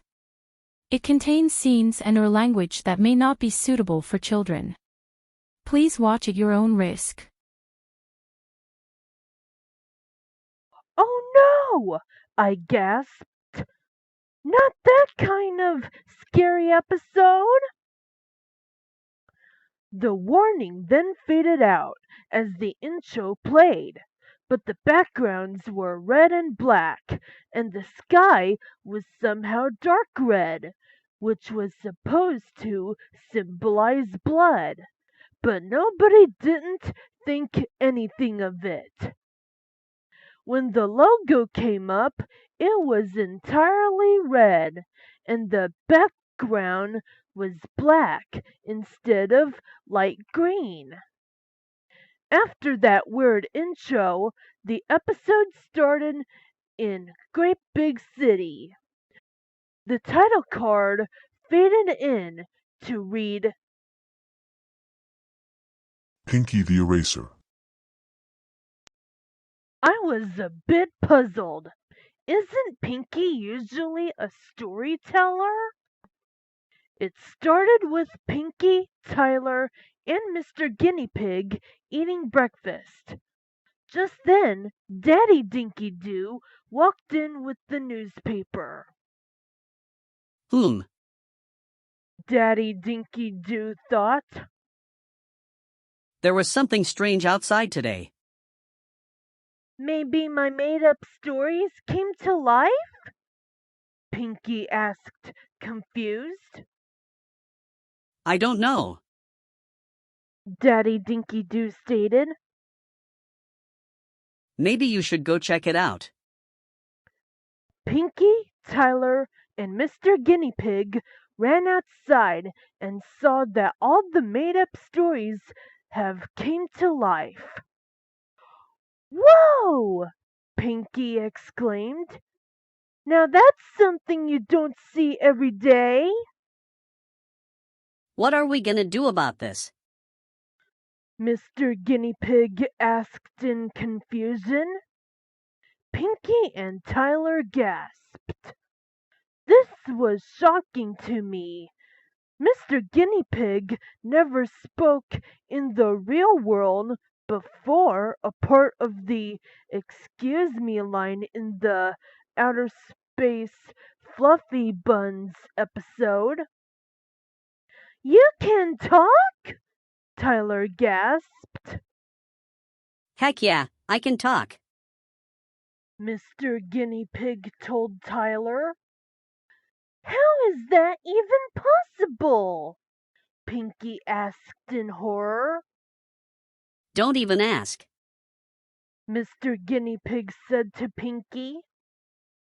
Just answer my question. What are we gonna do?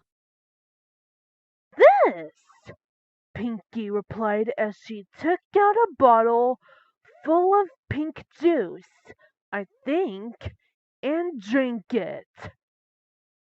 Afterwards, she shattered the glass and transformed into a supervillain. What the? Tyler gasped. Pinky, are you okay? Oh my goodness! Mr. Guinea Pig whimpered. Pinky was now Pinky the Eraser. She had a black dress, her eyes were glowing red, a gold belt which has a symbol with the eraser on it. She had blue pants and yellow boots. I'm getting rid of Great Big City, Pinky spoke. Afterwards, I'm getting rid of you all and my made-up stories, of course. What? I gasped. What are you about to do, Pinky? Tyler questioned in horror. Why are you worried? Pinky asked. I'll get you later. Pinky laughed like a maniac as she erased half of the city. Just then, Daddy Dinky Doo went to her and confronted her. Pinky, you must stop erasing. Daddy Dinky Doo angrily told Pinky. Stop erasing? Pinky asked in a creepy voice. Never! Just then, Pinky pointed her eraser at Mommy and Daddy Dinky Doo, Tyler, and Mr. Guinea Pig, and got ready to erase them. Uh-oh! Tyler gasped. This cannot be good! Please don't do this! Mr. Guinea Pig whimpered. Pinky used her big eraser and erased Mommy and Daddy Dinky Doo, Tyler, and Mr. Guinea Pig. This cannot be happening! Mommy Dinky Doo gasped. What's gotten into you, Pinky? Mommy Dinky Doo, Daddy Dinky Doo, Mr. Guinea Pig, and Tyler screamed as they were being erased. Pinky, who was surprised on what has happened, has decided to use her brand new powers for evil. I'm officially going to erase all of this say in the made-up stories, Pinky revealed. It then cut to Daphne Toilette, Nicholas Biscuit, Bobby Boom, and Lane Puppy Tray, who were at Smack Dab Park. Did you guys hear about Pinky having gone an erasing spree? Nicholas asked. An erasing spree? Daphne gasped. Now that's something you don't see every day. Just then, Pinky dropped down and erased Daphne's mouth. That's my line, ya fool! Pinky told Daphne. This is not good, Bobby stated. She's found us! Pinky got out her eraser. Pinky! Lane screamed. What happened to you? Y'all are done for, Pinky told her friends. Pinky then erased her friends as they screamed in anguish. But the episode wasn't over yet. It then cut to Great Big School. Just then, Pinky entered the building. Oh, hi, Pinky, Mrs. Maganza greeted. What are you doing here? School doesn't start yet. That's not why I'm here, Pinky told Mrs. Maganza. Pinky then erased the door using her eraser. Why did you erase the door? Mrs. Maganza questioned. Pinky just evilly chuckled as Mrs. Maganza said that. I thought as a teacher you would know why I erased the door, Pinky told her. Pinky then took out her eraser and erased Mrs. Maganza and Principal Dipsdong as they screamed in anguish. Pinky then exited the building via the roof and erased everything in it. Pinky, on the other hand, was laughing like a maniac as she had caused so much damage. It then cut to the Horn and Antler Club. Mr. Raccoon and Mrs. Badger were getting ready for their weekly meeting. Suddenly, Pinky appeared behind them. Hey, Pinky, what are you doing here? Mr. Raccoon questioned. We're about to have our weekly meeting. I'm here to erase everything in this club, Pinky answered with a sinister tone. Wait, what? That's not very nice, Pinky, Mrs. Badger muttered. Pinky just laughed like crazy, and all of a sudden she began erasing Mr. Raccoon and Mrs. Badger. The both screamed as they were being erased. Weekly meeting has been cancelled, Pinky stated. Now, to erase the animals. It then showed Mr. Elephant, Rhino, and Bongo doing their lame jobs, sticking their heads through the wall. Just then, Pinky appeared behind the animals, startling them. Pinky, Rhino stuttered. What are you even doing here? I am here to erase you, animals, Pinky told the animals. What? Bongo gasped. No, please, Mr. Elephant pleaded.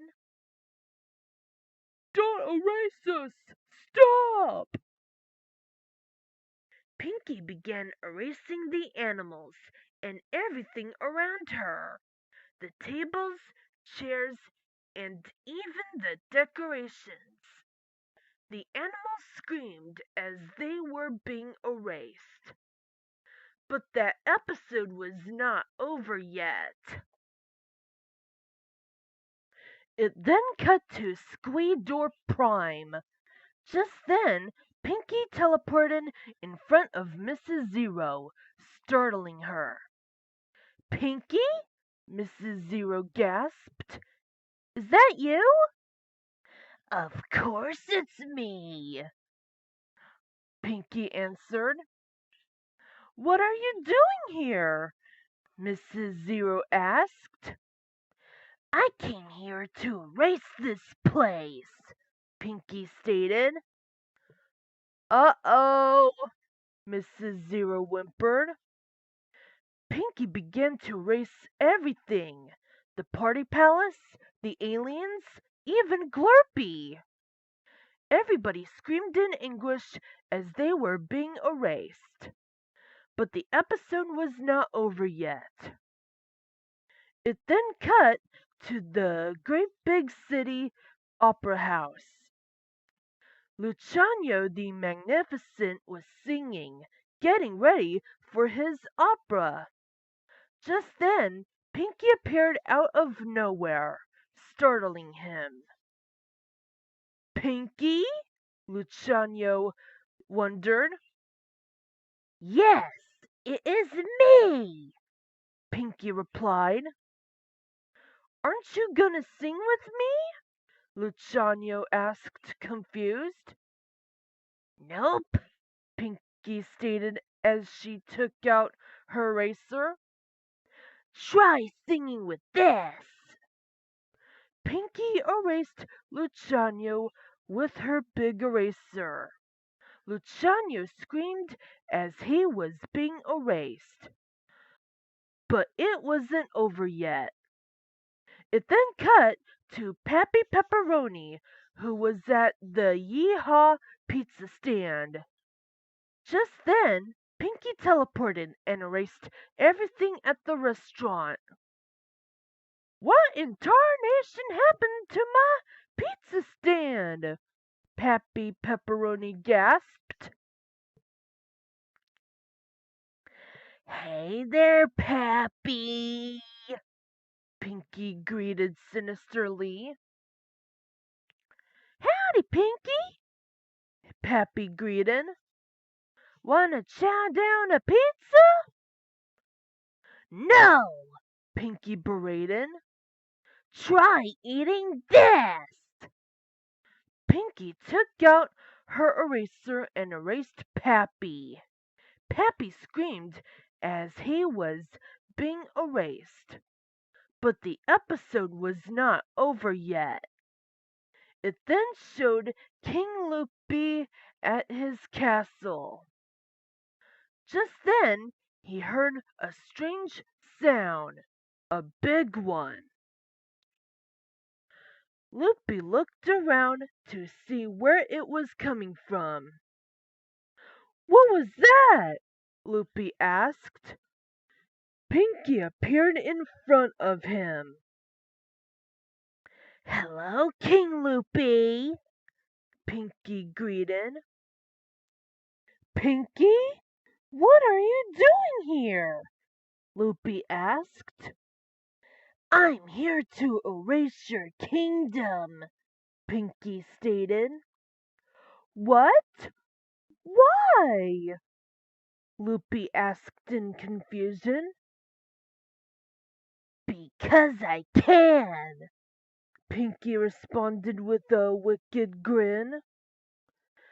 Pinky then used her eraser to erase everything in the kingdom, including King Loopy himself, who screamed as he was being erased. But it was not over yet. It then cut to Ooh La La Towers.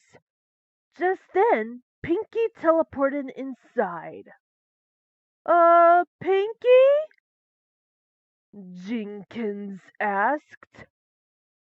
What have you done with Daphne? I erased her, Pinky answered with a sinister tone. What? Jenkins gasped. I'm erasing everything that gets in my way, Pinky stated. Pinky then used her eraser to erase everything in the apartment, including Jenkins himself, who screamed as he was being erased. But it was not over yet. It then cut to the Museum of Really Old Stuff. Just then, Pinky teleported inside. Hey, Pinky! One of the dinosaurs greeted. What can we do for you? I'm erasing everything in this museum, Pinky stated. What? Why? The dinosaur asked in confusion. Because I can, Pinky responded with a wicked grin. Pinky then used her eraser to erase everything in the museum, including the dinosaurs themselves, who screamed as they were being erased. After erasing the museum, Pinky said this in a loud, creepy voice. This is all according to this plan. I will erase everyone! It then showed a montage of Pinky erasing the others, including some of the other made-up story characters. It then cut to the fate of Great Big City. Literally, everything was gone. Just then, the blank space where Great Big City used to stand on exploded and caught on fire. Many screams of the various people Pinky had erased played, but their screams were horrifyingly toned. A creepy, distorted music box played. We're going to the story box in the background, which scared me right out of my pants more. Just then, Pinky teleported in front of the screen with an evil smile on her face. Hi there, everybody! Pinky greeted in a creepy tone. I have erased everything and everyone in Great Big City, including my parents, teacher, and friends. To anyone who has seen this episode, you will be next. Say goodbye as I erase you, suckers! Pinky then flew away, laughing evilly. The screen then faded to black. The credits played, but they were off. The backgrounds were dark red and black, instead of their usual colors. The text was black and in a scary font. Pinky remained in her villain costume, holding her eraser. Tyler, Daddy Dinky Doo, Mommy Dinky Doo, and Mr. Guinea Pig didn't show up due to already being erased. That episode was very unlike the other ones. An episode of Pinky Dinky Doo usually has a great big fancy word, a made up story, and a few segments. The logos came up and they were also off. The cartoon pizza logo came up, but the galaxy background was in shades of red. The font was very creepy. The pizza was half eaten. Blood was drooling out of its mouth. It had a scared look on its face, and the earth looked like it was destroyed. The Sesame Workshop logo came up, but the background was black. The house had a broken roof. The door fell down.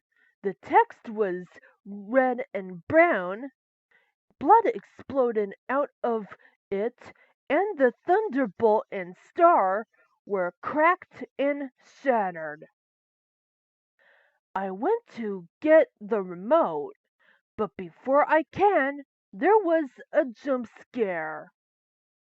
It was an edited picture of Pinky Dinky Doo from Polka Dot Pox, where she looked in the mirror and realized she got the polka dot pox. The only differences were that her eyes were red with black dots, and she was crying blood. The sounds of the Howie scream and the Godzilla roar were heard in the background. The episode ended as it took me back to the main menu. I was so scared and terrified, so I took the disc out of my DVD player and put it in the trash can. How could they create something like this for a children's show? I can never watch Pinky Dinky Doo the same way again.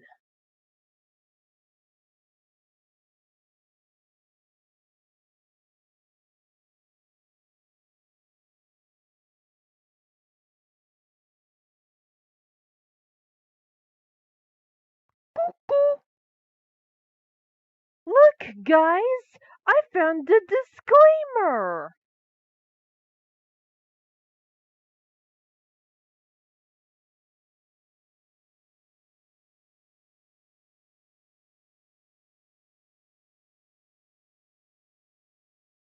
Warning, this creepypasta is made up and not real. It also contains themes that are not suitable for younger viewers. If you are too young to watch this, sensitive, or easily anxious, please click away from this video and watch something else, or have a guardian, older sibling, or parents watch it with you. Viewer discretion is advised.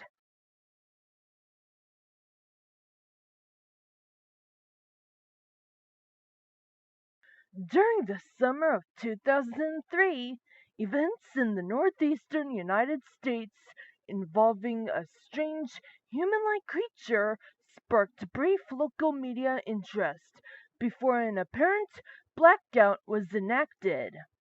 Little or no information was left intact, as most online and written accounts of the creature were mysteriously destroyed. Primarily focused in rural New York State and once found in Idaho, self-proclaimed witnesses told stories of their encounters with a creature of unknown origin. Emotions ranged from extremely traumatic levels of fright and discomfort to an almost childlike sense of playfulness and curiosity.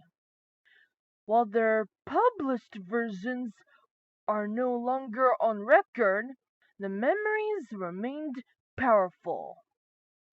Several of the involved parties began looking for answers that year.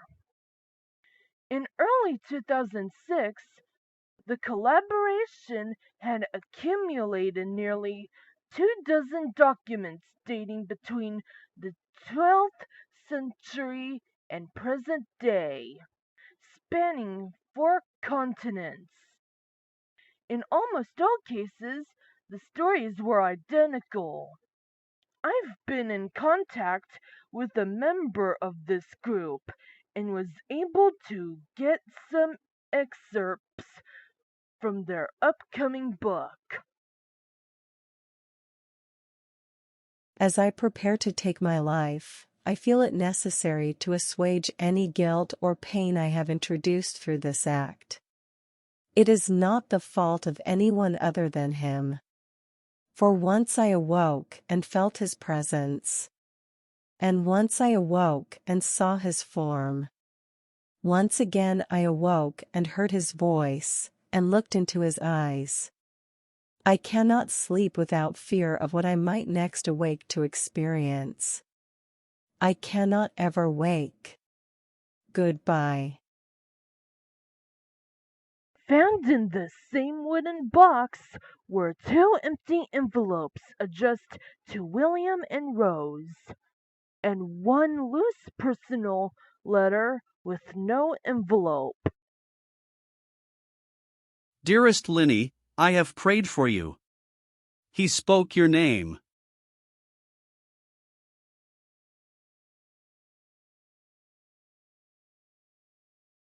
I have experienced the greatest terror. I have experienced the greatest terror. I have experienced the greatest terror. I see his eyes when I closed mine. They are hollow. Black. They saw me and pierced me. His wet hand. I will not sleep. His voice.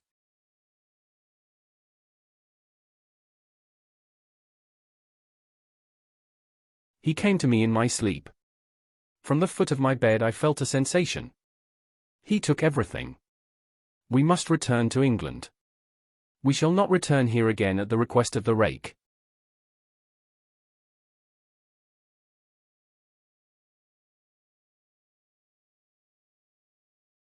"3 years ago, I had just returned from a trip from Niagara Falls with my family for the 4th of July.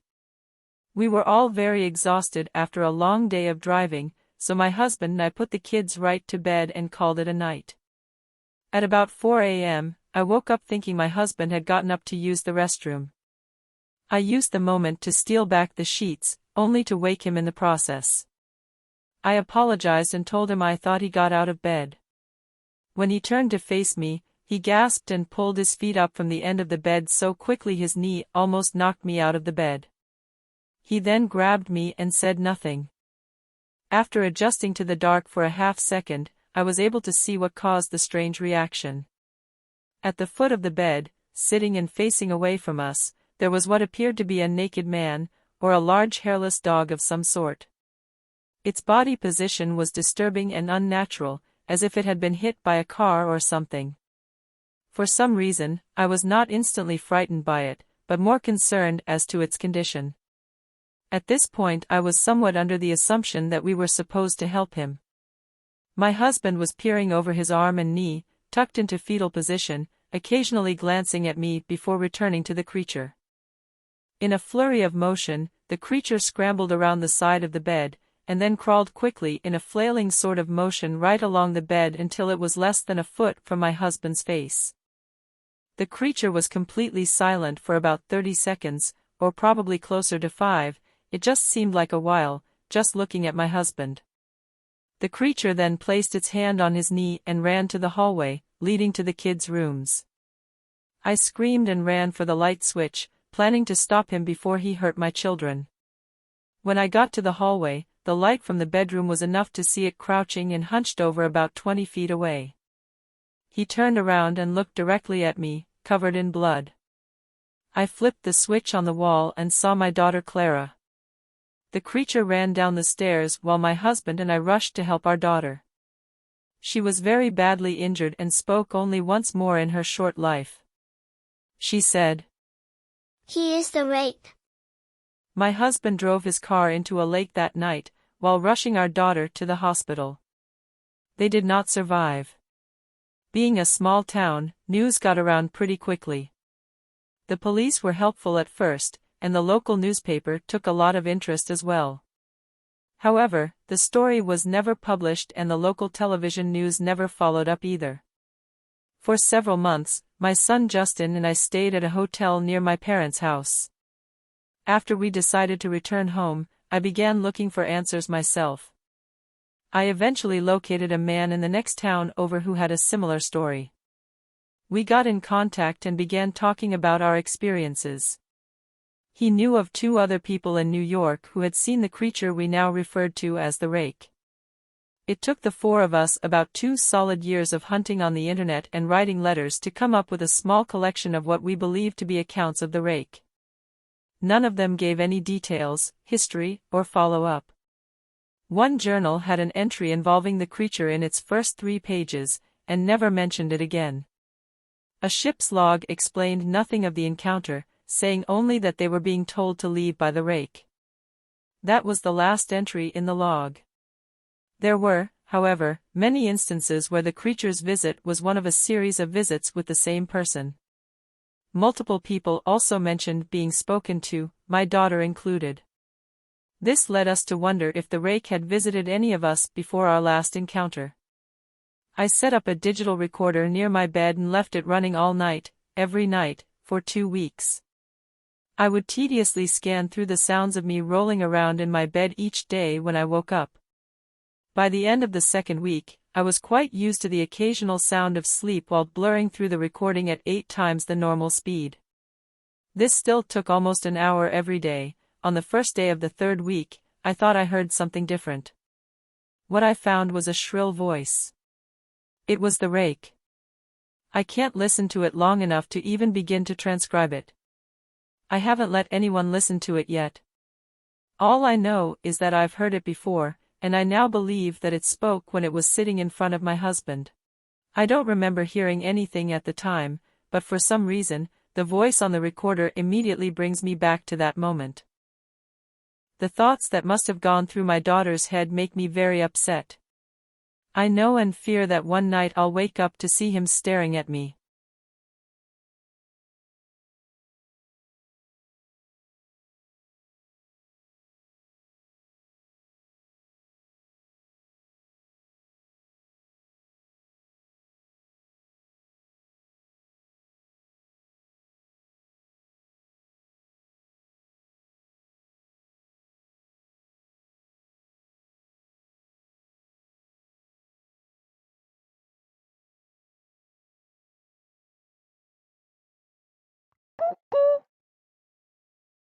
Look, guys!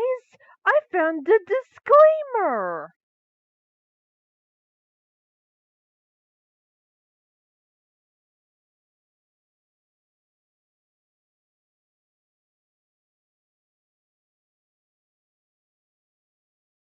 Warning, this creepypasta is made up and not real.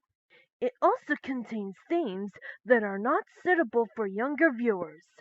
If you are too young to watch this, sensitive, or easily anxious, please click away from this video and watch something else, or have a guardian, older sibling, or parents watch it with you. Viewer discretion is advised.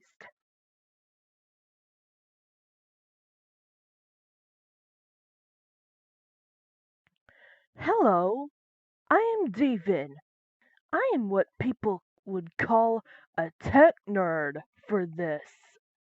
But that's not what I am here for.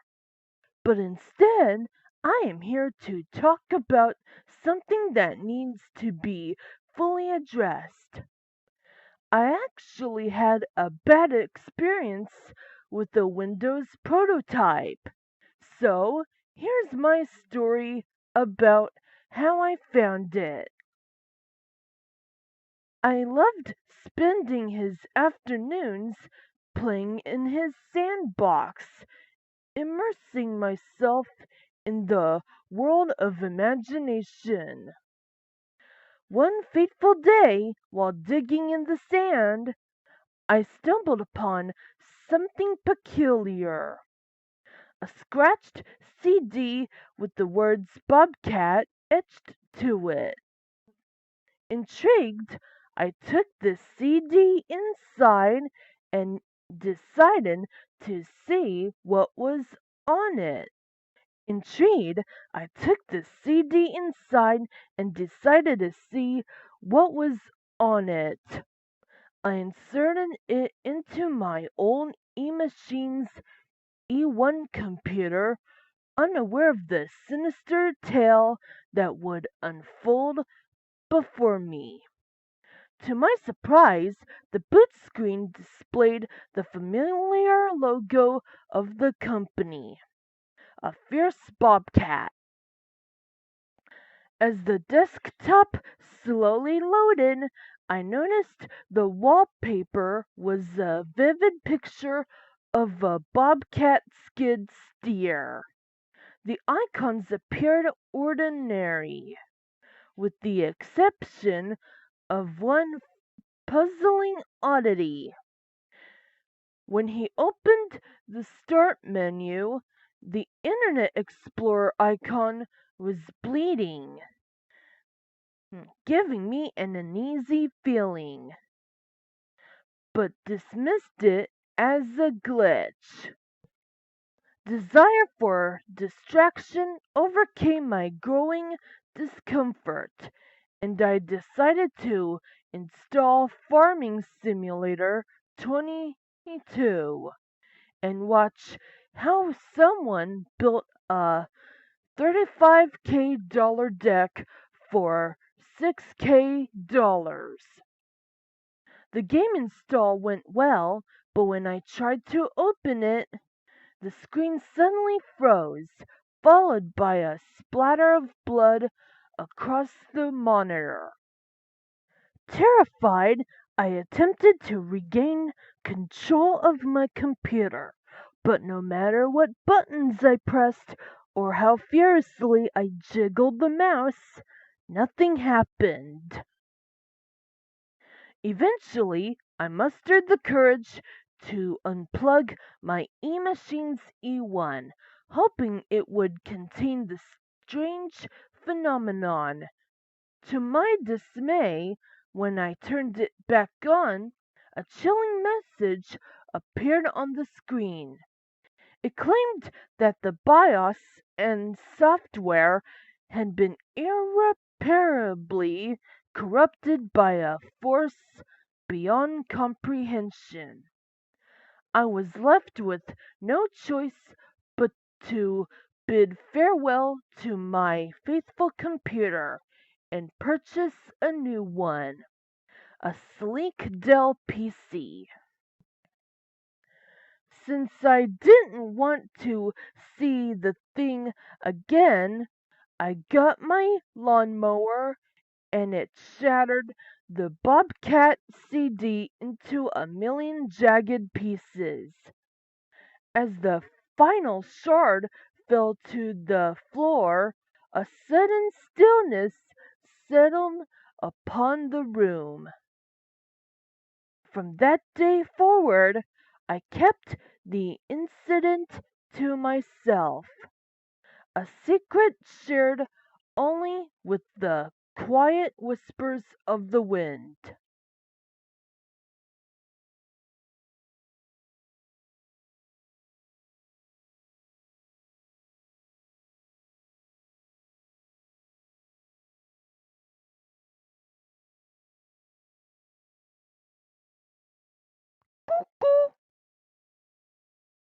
Look, guys! I found a disclaimer!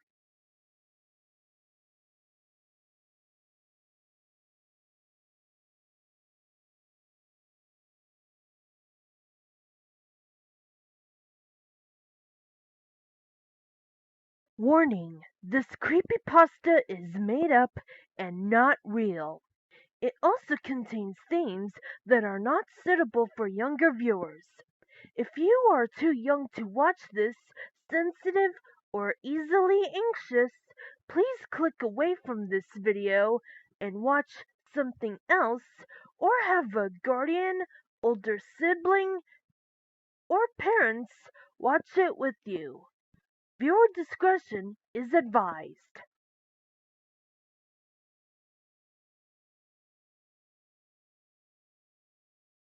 About 5 years ago, I lived downtown in a major city in the US. I've always been a night person, so I would often find myself bored after my roommate, who was decidedly not a night person, went to sleep. To pass the time, I used to go for long walks and spend the time thinking. I spent 4 years like that, walking alone at night, and never once had a reason to feel afraid. I always used to joke with my roommate that even the drug dealers in the city were polite. But all of that changed in just a few minutes of one evening. It was a Wednesday, somewhere between 1 and 2 in the morning, and I was walking near a police patrolled park quite a ways from my apartment. It was a quiet night, even for a weeknight, with very little traffic and almost no one on foot. The park, as it was most nights, was completely empty. I turned down a short side street in order to loop back to my apartment when I first noticed him. At the far end of the street, on my side, was the silhouette of a man dancing. It was a strange dance, similar to a waltz, but he finished each box with an odd forward stride. I guess you could say he was dance walking, heading straight for me. Deciding he was probably drunk, I stepped as close as I could to the road to give him the majority of the sidewalk to pass me by. The closer he got, the more I realized how gracefully he was moving. He was very tall and lanky, and wearing an old suit. He danced closer still, until I could make out his face. His eyes were open wide and wild, head tilted back slightly, looking off at the sky. His mouth was formed in a painfully wide cartoon of a smile. Between the eyes and the smile, I decided to cross the street before he danced any closer. I took my eyes off of him to cross the empty street. As I reached the other side, I glanced back, and then stopped dead in my tracks. He had stopped dancing and was standing with one foot in the street, perfectly parallel to me. He was facing me, but still looking skyward, smile still wide on his lips. I was completely and utterly unnerved by this. I started walking again, but kept my eyes on the man. He didn't move. Once I had put about half a block between us, I turned away from him for a moment to watch the sidewalk in front of me. The street and sidewalk ahead of me were completely empty.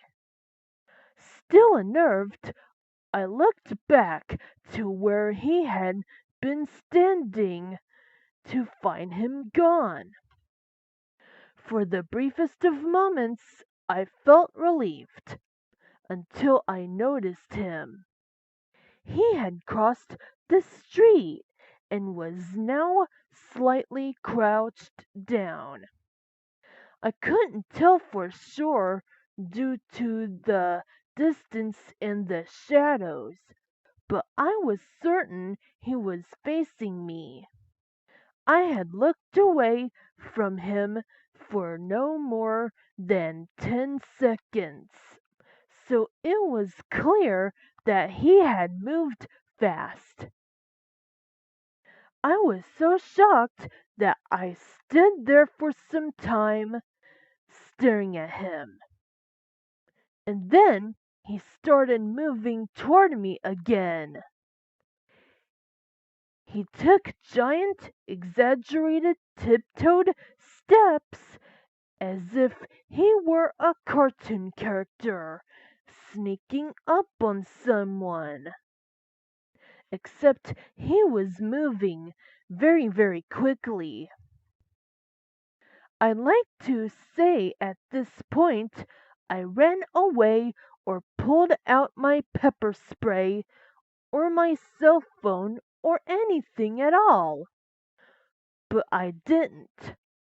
I just stood there, completely frozen as the smiling man crept toward me. And then he stopped again, about a car length away from me, still smiling his smile, still looking to the sky. When I finally found my voice, I blurted out the first thing that came to mind.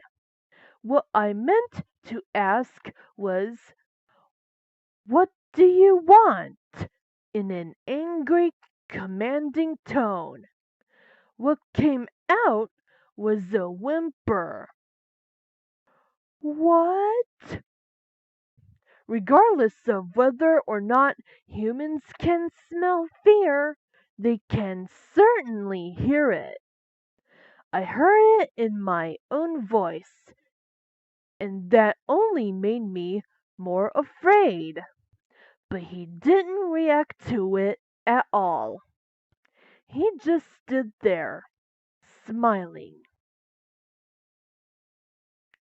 And then, after what felt like forever, he turned around very slowly and started dance walking away. Just like that, not wanting to turn my back to him again. I just watched him go until he was far enough away to almost be out of sight. And then I realized something. He wasn't moving away anymore, nor was he dancing. I watched in horror as the distant shape of him grew larger and larger. He was coming back my way, and this time He was running. I ran too. I ran until I was off the side road and back onto a better lit road with sparse traffic. Looking behind me then, he was nowhere to be found. The rest of the way home, I kept glancing over my shoulder, always expecting to see his stupid smile, but he was never there. I lived in that city for 6 months after that night, and I never went out for another walk. There was something about his face that always haunted me. He didn't look drunk. He didn't look high. He looked completely and utterly insane. And that's a very, very scary thing to see.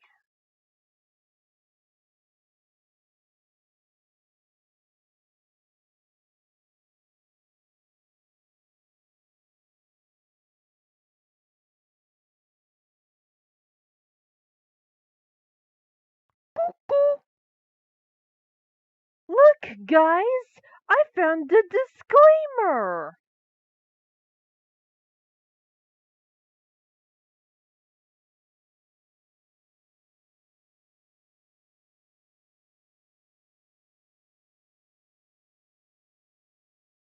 Warning, this creepypasta is made up and not real. It also contains themes that are not suitable for younger viewers. If you are too young to watch this, sensitive, or easily anxious, please click away from this video and watch something else, or have a guardian, older sibling, or parents watch it with you. Viewer discretion is advised.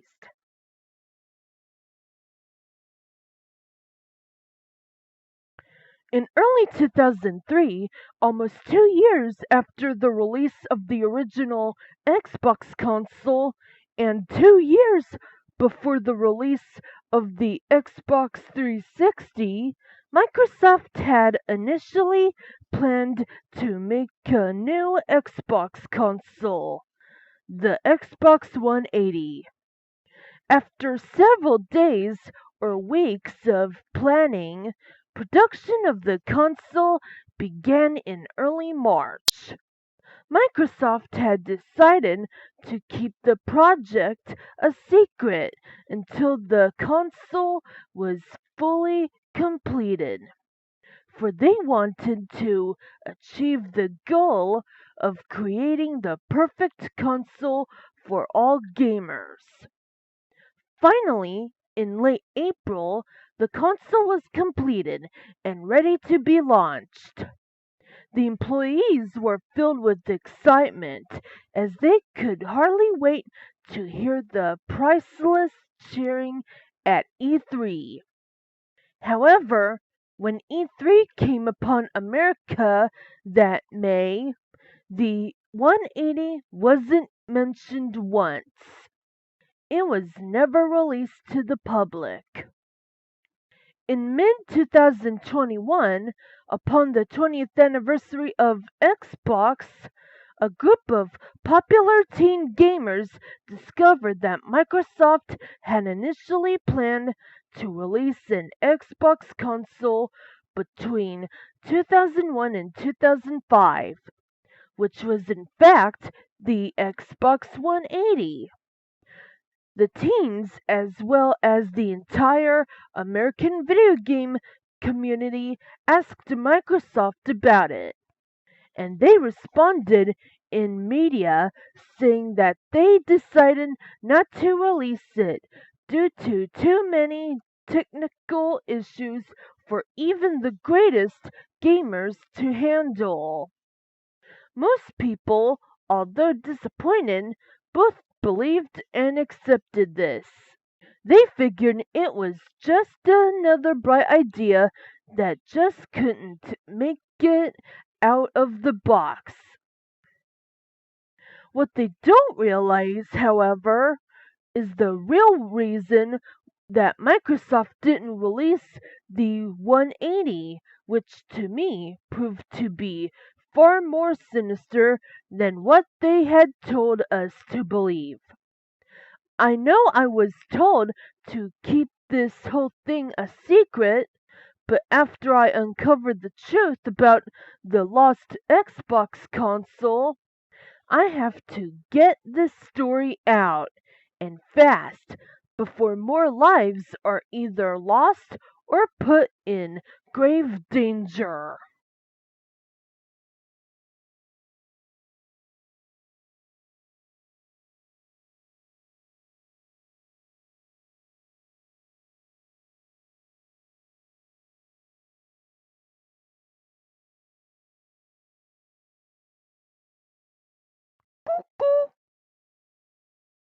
Look, guys, I found a disclaimer.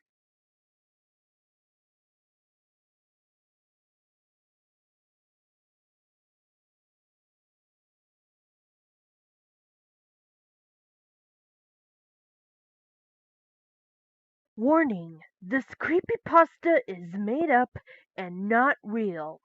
It also contains themes that are not suitable for younger viewers. If you are too young to watch this, sensitive, or easily anxious, please click away from this video and watch something else, or have a guardian, older sibling, or parents watch it with you. Viewer discretion is advised.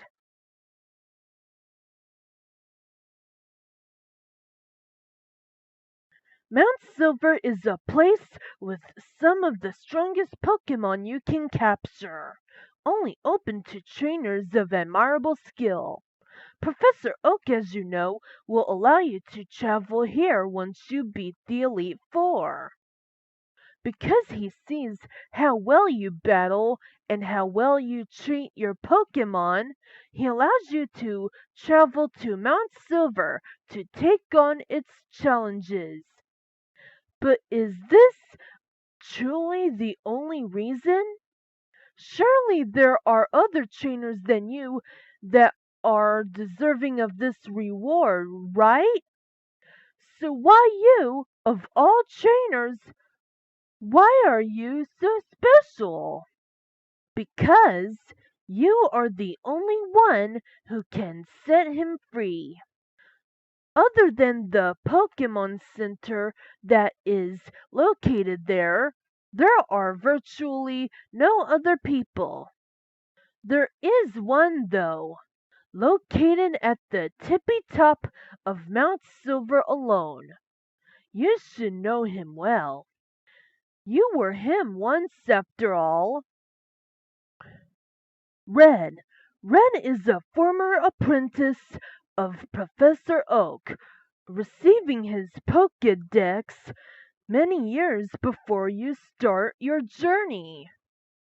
After his travels, he, like you now, gained access to Mount Silver.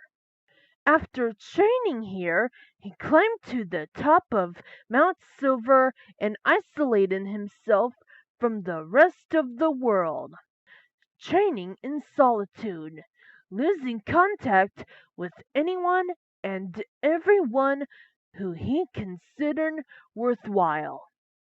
He didn't call his mother, Professor Oak, or even his rival Blue.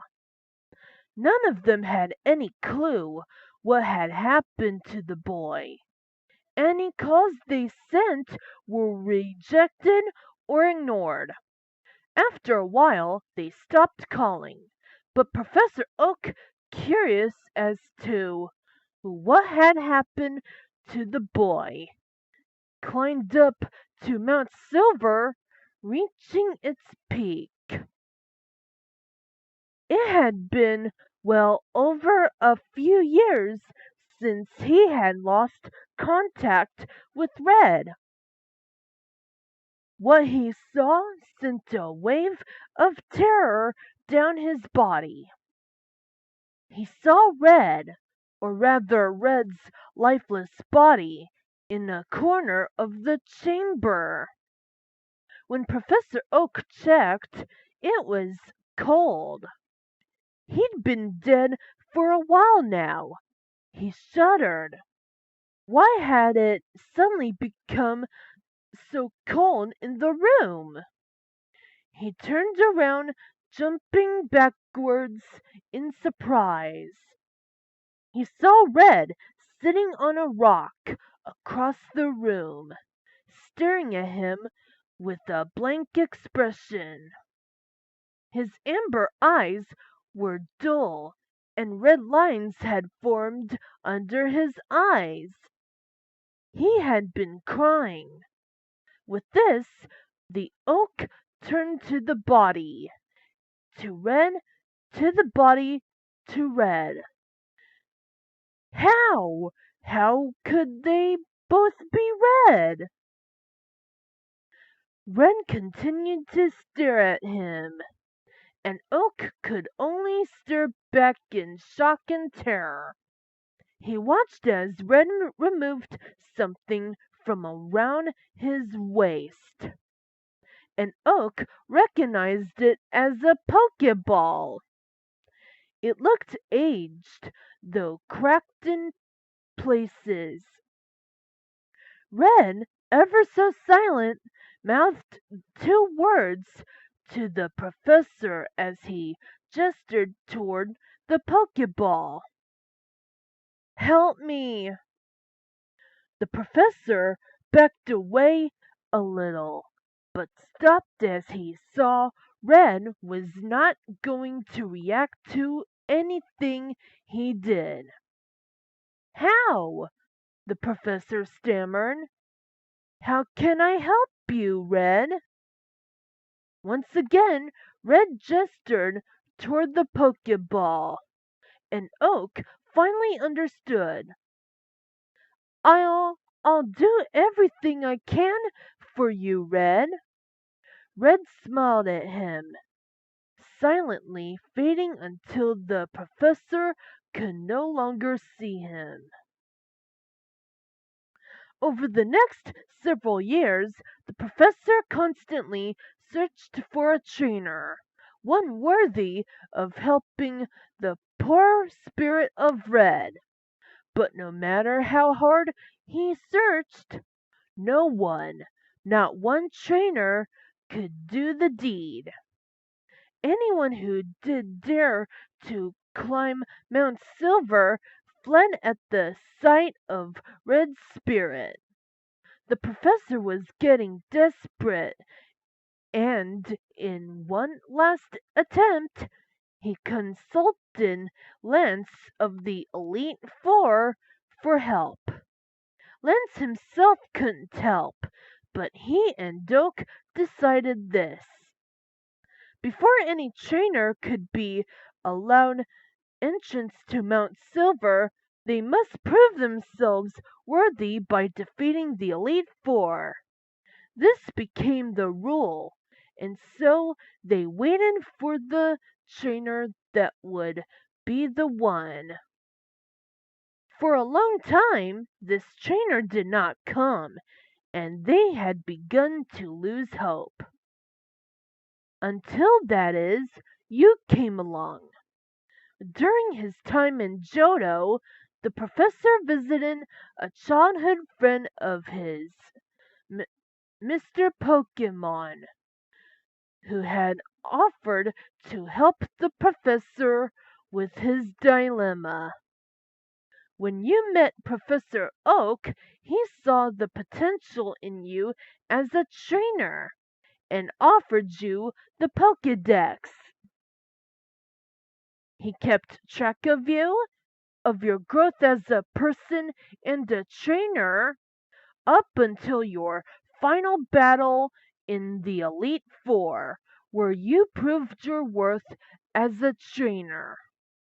Because of this, the professor gave you access to Mount Silver, hoping you to be the one that could finally free Red. He didn't explain to you the plan, only hoping that you could handle it on your own. When you finally make your way to the top of Mount Silver, Red, as he normally would, is isolated on Mount Silver. He is honestly surprised when he sees you, for he has not had any challengers in a long time. You walk up to him without fear, and wordlessly he challenges you to a battle.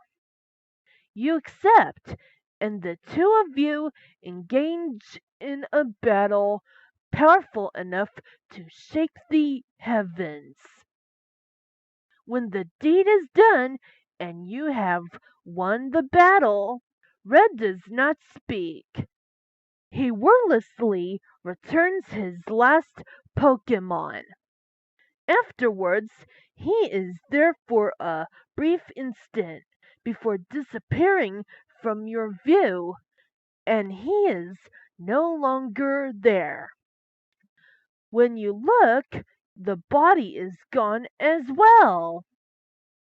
You stare at the place where he disappeared, and though you couldn't be sure, you thought you had seen a faint smile forming on Red's face upon his defeat. Red had one last unspoken reply for you. His savior, who had freed him from the world at last. Thank you.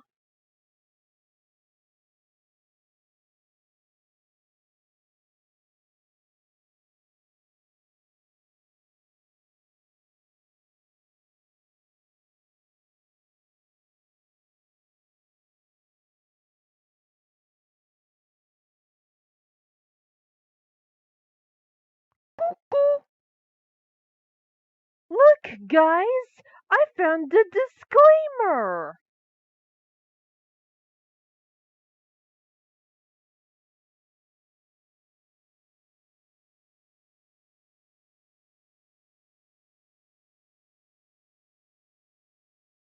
Warning, this creepypasta is made up and not real. It also contains themes that are not suitable for younger viewers. If you are too young to watch this, sensitive, or easily anxious, please click away from this video and watch something else, or have a guardian, older sibling, or parents watch it with you. Viewer discretion is advised.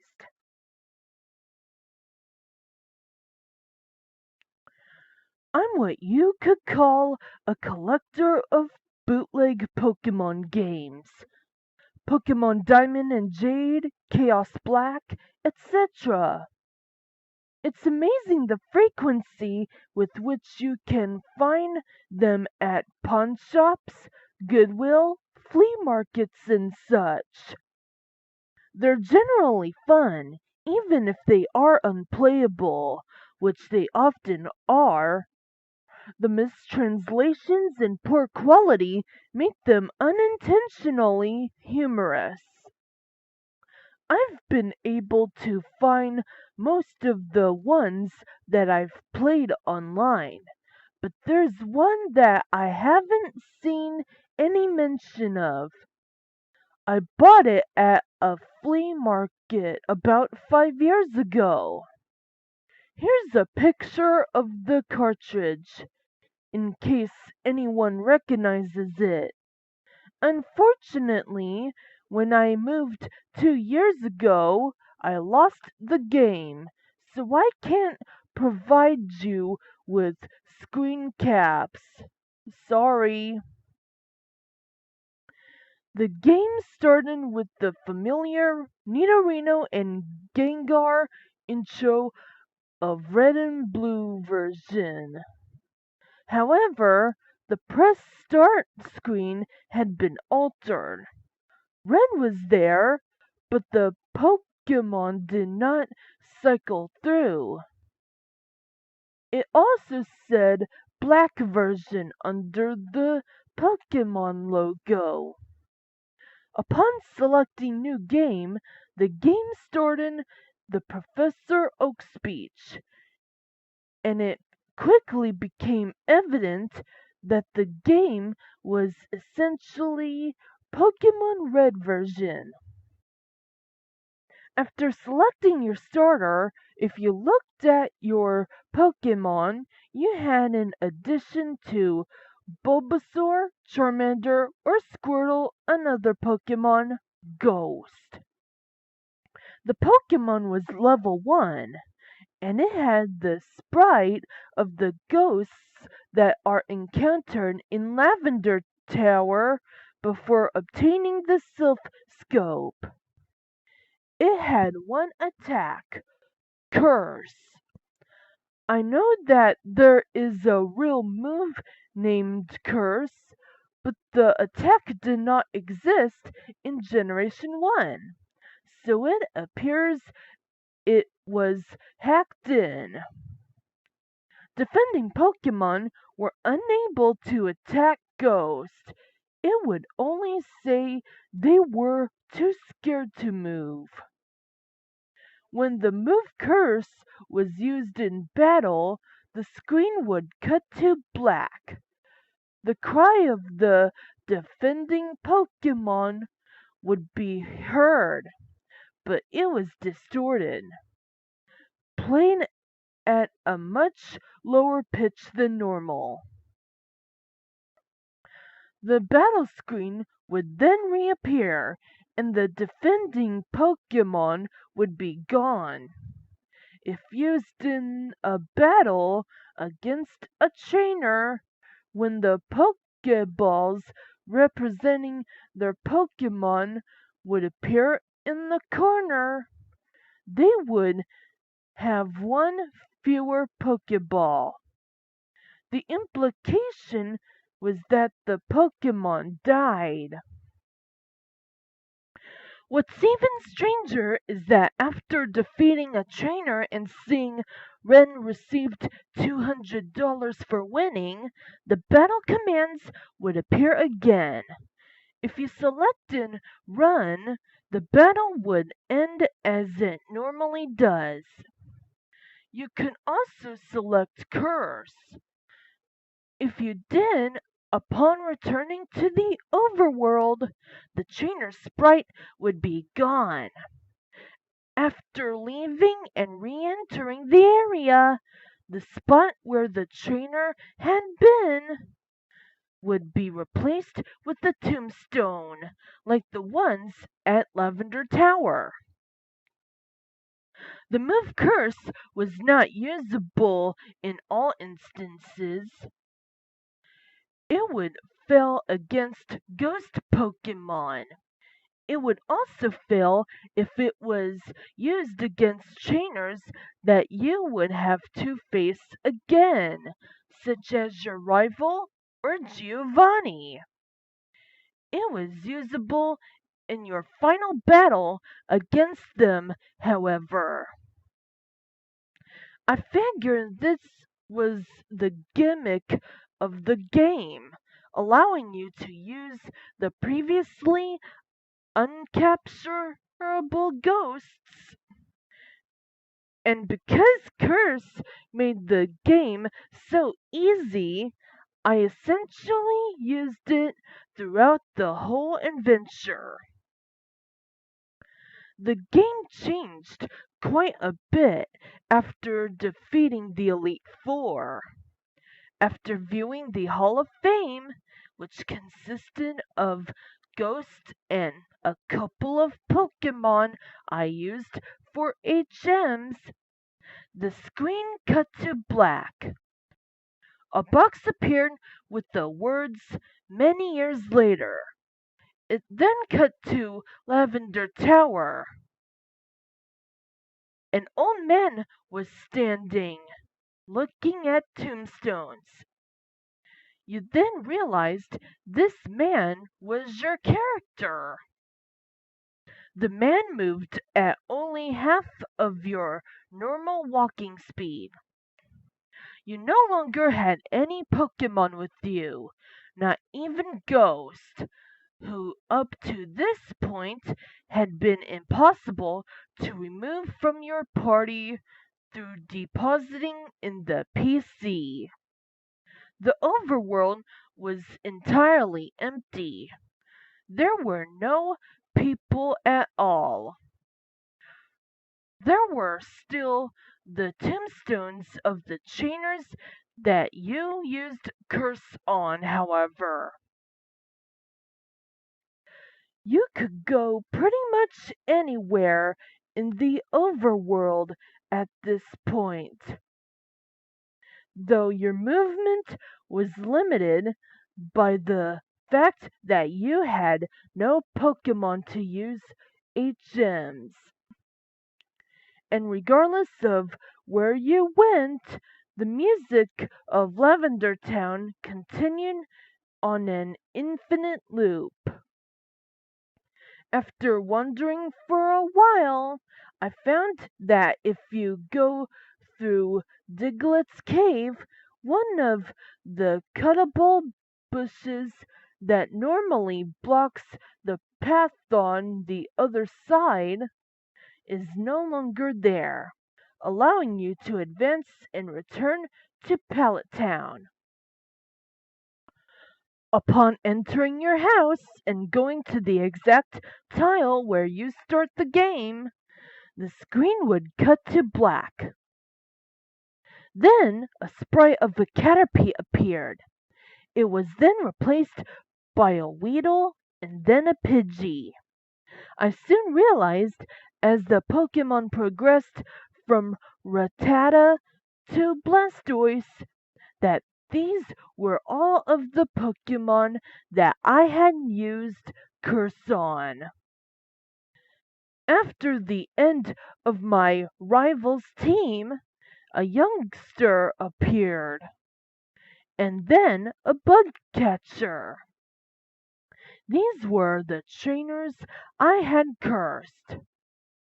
Throughout the sequence, the Lavender Town music was playing, but it was slowly decreasing in pitch. By the time your rival appeared on screen, it was little more than a horrifying rumble. Another cut to black.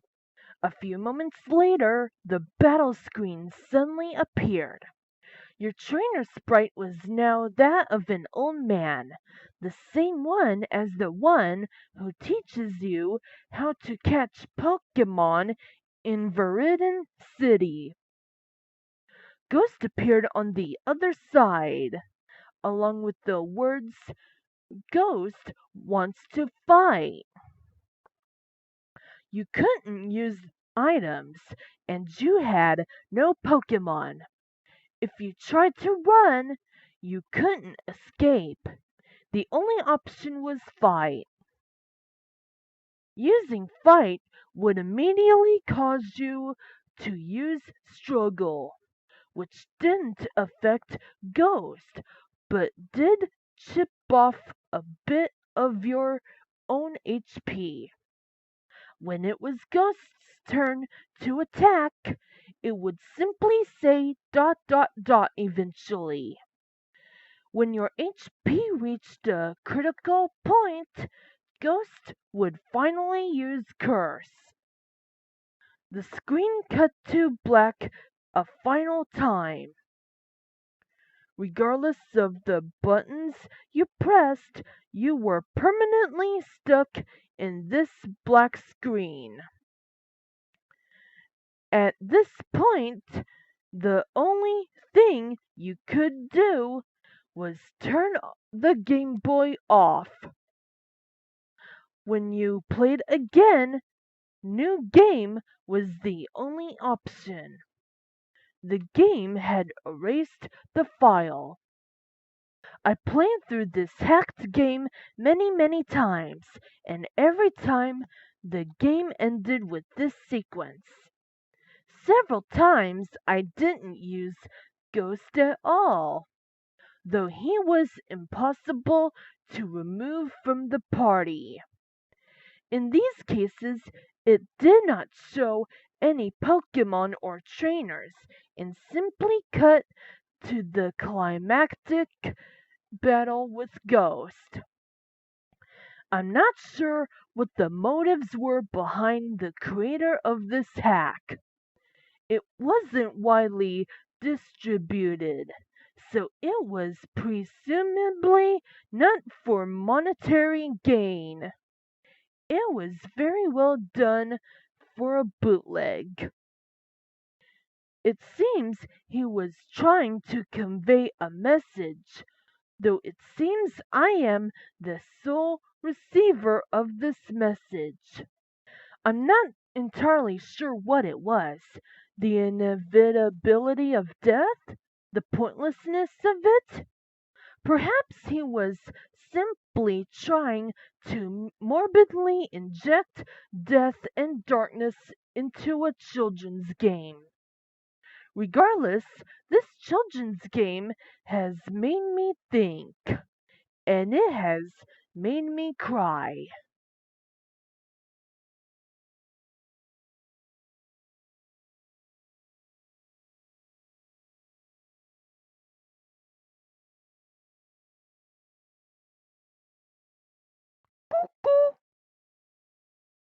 Look, guys!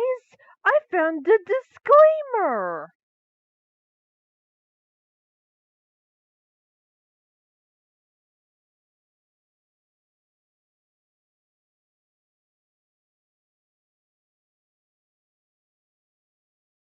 Warning: this creepypasta is made up and not real. It also contains themes that are not suitable for younger viewers. If you are too young to watch this, sensitive, or easily anxious, please click away from this video and watch something else, or have a guardian, older sibling, or parents watch it with you. Viewer discretion is advised.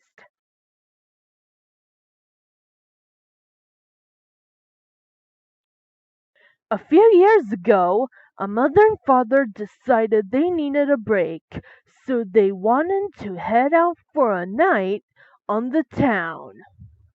They called their most trusted babysitter. When the babysitter arrived, the two children were already fast asleep in bed. So the babysitter just got to sit around and make sure everything was okay with the children.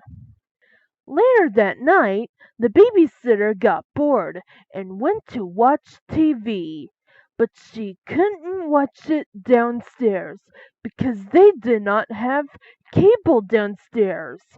The parents didn't want children watching too much garbage. So she called them and asked them if she could watch cable in the parents' room. Of course, the parents said it was okay, but the babysitter had one final request. She asked if she could cover up the statue outside the bedroom window with a blanket or cloth because it made her nervous. The phone line was silent for a moment, and the father, who was talking to the babysitter at the time, said, Take the children and get out of the house, and we'll call the police. We don't own a statue. The police found both of the children and the babysitter slumped in pools of their own blood within 3 minutes of the call. No statue was found.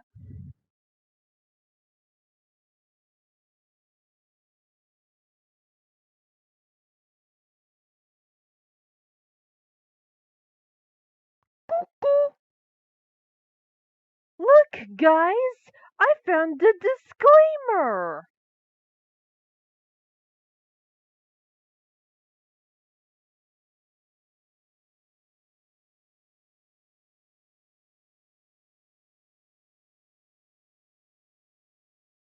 Warning: this creepypasta is made up and not real.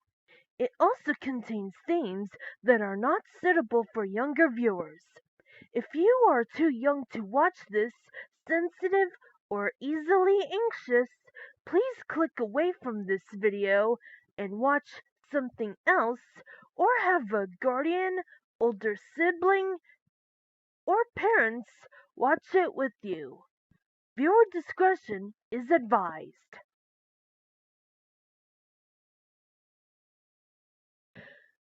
I live in the UK.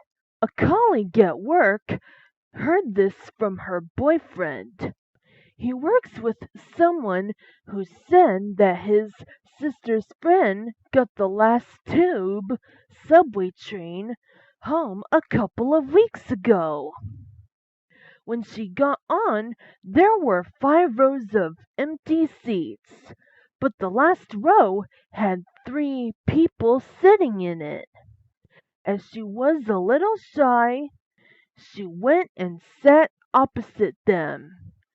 She settled down and looked up to see the woman sitting opposite her staring right at her.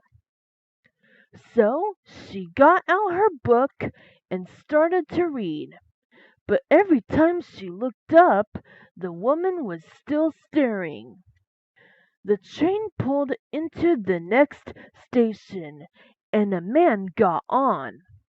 He looked up and down the carriage, took a look at her and the people in the opposite seats, and came and sat next to her. As the train left the station, the man leaned back and said quietly in her ear, If you know what's good for you, you'll get off at the next station with me. She was scared, but thought the best idea would be to get off at the next station as he asked, as there might be people around. The next stop comes up, and she leaves the train with this man. The man says, Thank God, I didn't mean to scare you, but I had to get you off that train. I'm a doctor and the woman sitting opposite to you was dead, the 2 men on either side were propping her up. According to the guy who told this story, the girl and the doctor called the police, who stopped the train at the next station.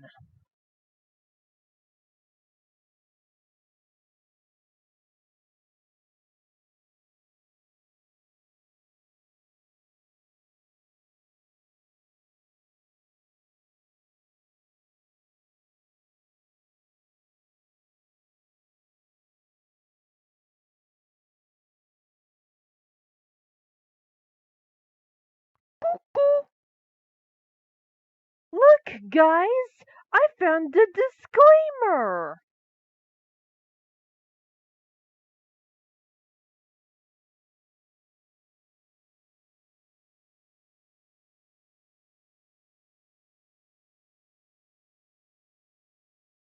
Warning: this creepypasta is made up and not real. It also contains themes that are not suitable for younger viewers. If you are too young to watch this, sensitive, or easily anxious, please click away from this video and watch something else, or have a guardian, older sibling, or parents watch it with you. Viewer discretion is advised. Have you ever woken up only to find there was someone staring at you? It happens to people all the time, on trains, buses, planes, and in public places. In fact, studies have shown that this instinctive response is a highly evolved defense mechanism of the subconscious mind, alerting your senses to the presence of a potential threat. Many other species in the animal kingdom possesses similar traits which prove beneficial to survival. Given this, you might want to consider quickly pulling your curtains closed and shutting your door the next time you instinctively wake up at 3 a.m. That is, of course, if it's not already inside your room.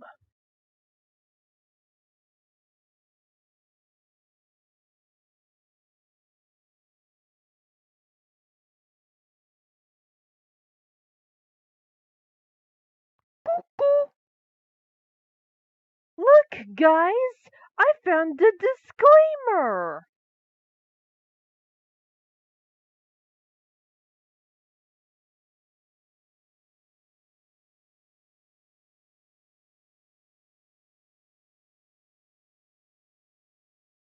Warning, this creepypasta is made up and not real. It also contains themes that are not suitable for younger viewers. If you are too young to watch this, sensitive, or easily anxious, please click away from this video and watch something else, or have a guardian, older sibling, or parents watch it with you. Viewer discretion is advised.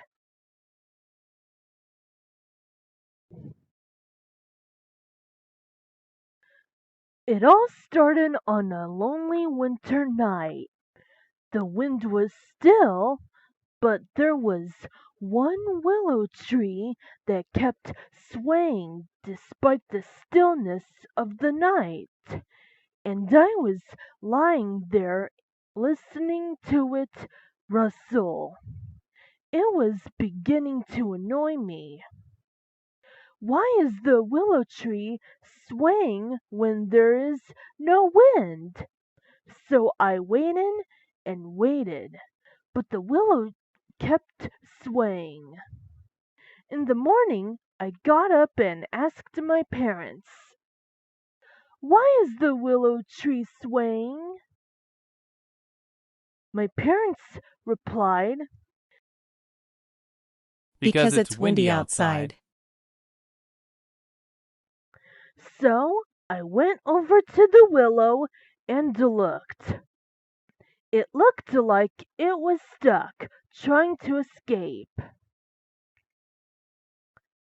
As I walked around the willow tree, I noticed strange features on it. It looked like it had a face. There were dips in the wood, forming what seemed like eyes and a mouth. But it was a sad face, almost as if it were lonely. I continued walking until I heard a creaking noise and the willow had moved. The willow was a meter closer to me and still swaying. I walked around my house, and the willow followed as I performed my day-to-day tasks. The willow was always there, swaying with or without the wind. I went to make a sandwich later that night, but we ran out of bread. I went outside and the willow's face had changed. Instead of a sad face, it was a face with a devilish smile. I ignored it and went out to buy the bread. As I walked home, I turned around to see the willow tree. It was walking with its roots like legs and branches as arms. It then grabbed me and ripped off my arm with that devilish smile on its face. It dropped me, and I crawled away. I managed to call an ambulance, and I was taken to the hospital.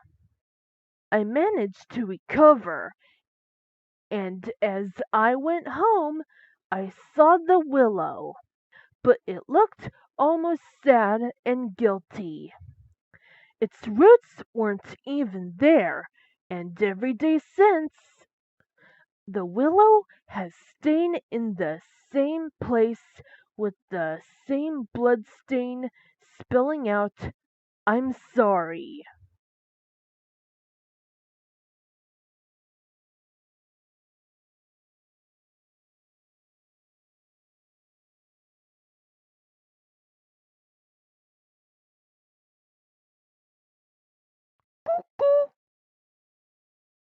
Look, guys! I found the disclaimer!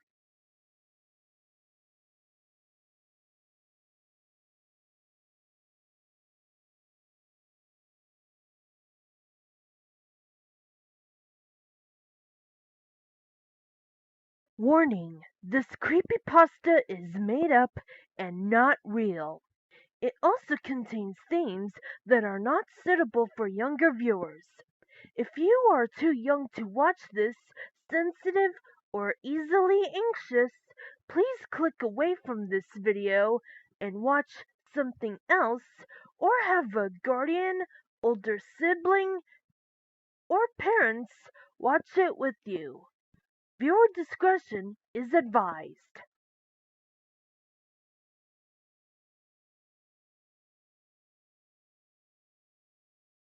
If I were you, I'd stop reading. I know a lot of stories say that, but I'm dead serious. Stop. No?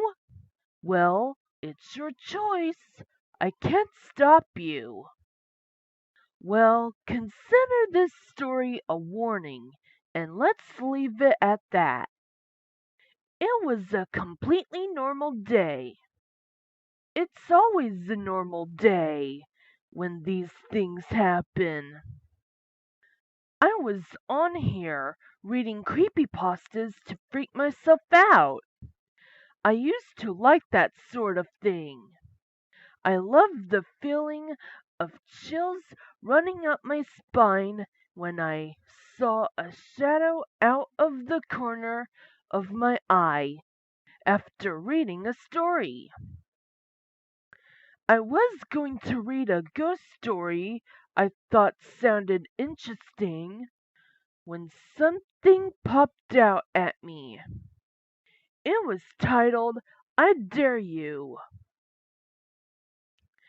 It seemed to glow brighter than all the other stories shown on my screen.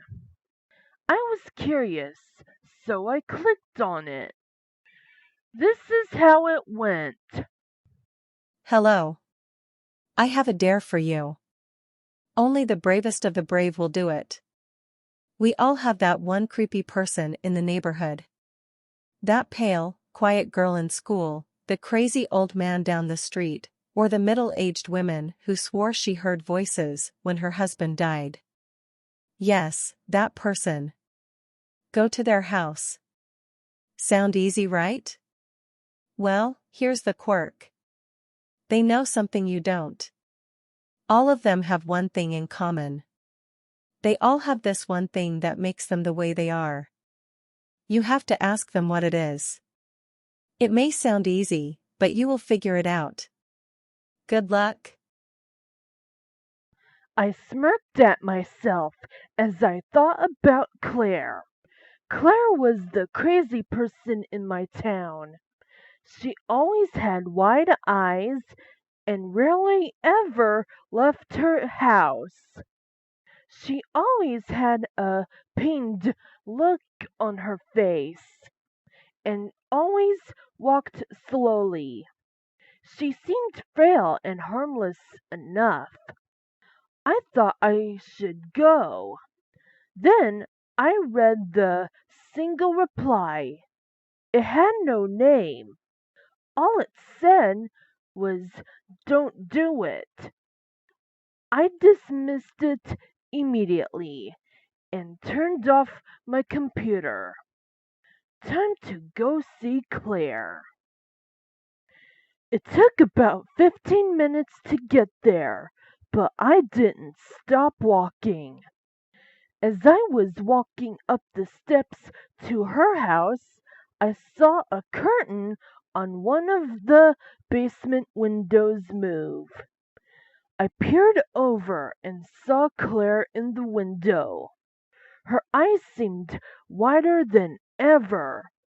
Her long black hair formed her pale face. I gulped and motioned towards the door. She shook her head violently and left the window. I went up to the door and rung the doorbell. No one answered. I knew Claire was home, so I rung it a few more times. Still no answer. Being stubborn, I wasn't going to give up. I marched down over to her basement window and peered down into the basement. Claire was still standing at the window, so her pale face scared me a little. I spoke through the window, hoping she couldn't hear me. "Claire, I just want to talk. Please let me in." Claire shook her head again, and I heard her muffled voice come through the window. "No, Claire can't move. Claire is never—" I had never heard her speak before, so I was confused by the way she referred to herself as Claire. I smiled gently at her. "May I speak to you right here?" She studied my face for a minute, then gave a curt nod. She was so frightened I could see her trembling as she stood before me. Now, it wasn't about the dare, I just needed to know. I took a deep breath and said, "Tell me what's bothering you, Claire. I won't say anything, I swear." Her wide eyes grew even wider and she squealed. I expected her to run, but she just fell onto her bottom, trying to avoid my gaze. I looked down at her. "Claire, tell me, please." She looked back up to me with tears streaming down her face. "Claire's second life. It's ruining. It's breaking Claire." I resisted the urge to run. Second life, I wondered. What the heck is she talking about? She looked back down, but kept speaking. "We all have second lives. Most just don't live theirs. Claire is living second life. It's horrible. The doors, the footsteps, the shrieking.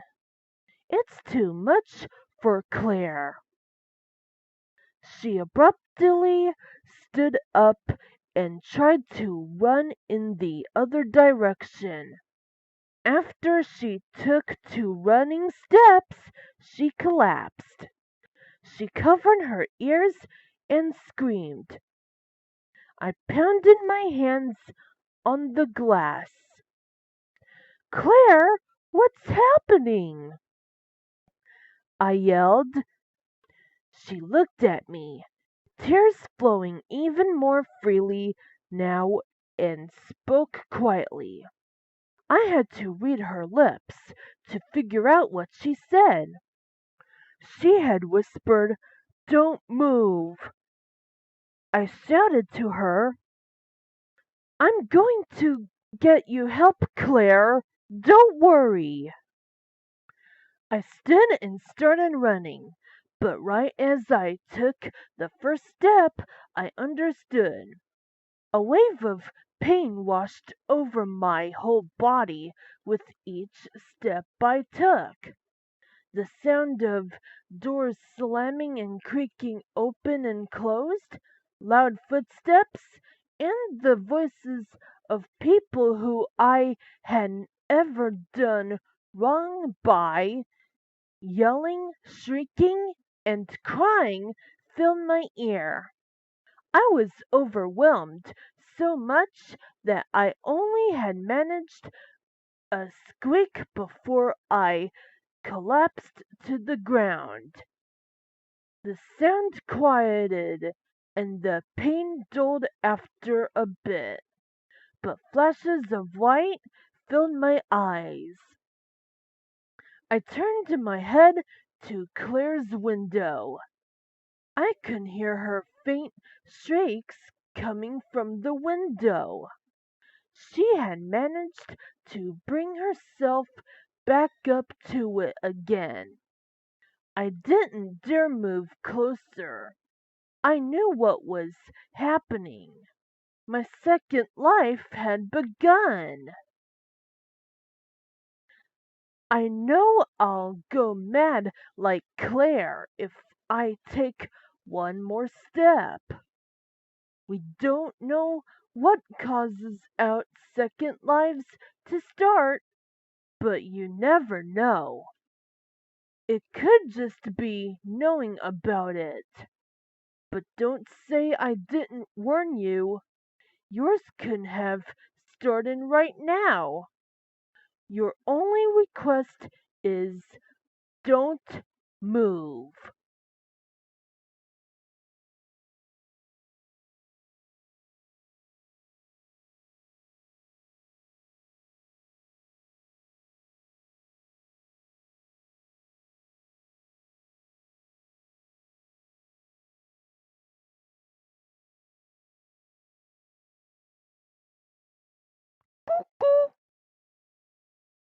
Look, guys, I found a disclaimer.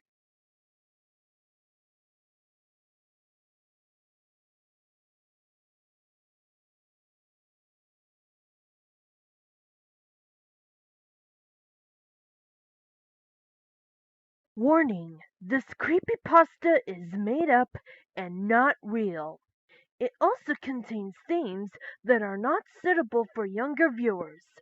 If you are too young to watch this, sensitive, or easily anxious, please click away from this video and watch something else, or have a guardian, older sibling, or parents watch it with you. Viewer discretion is advised.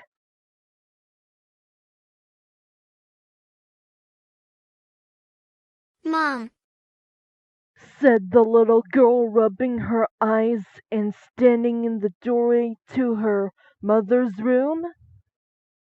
Mom, the Easter Bunny is eating my candy.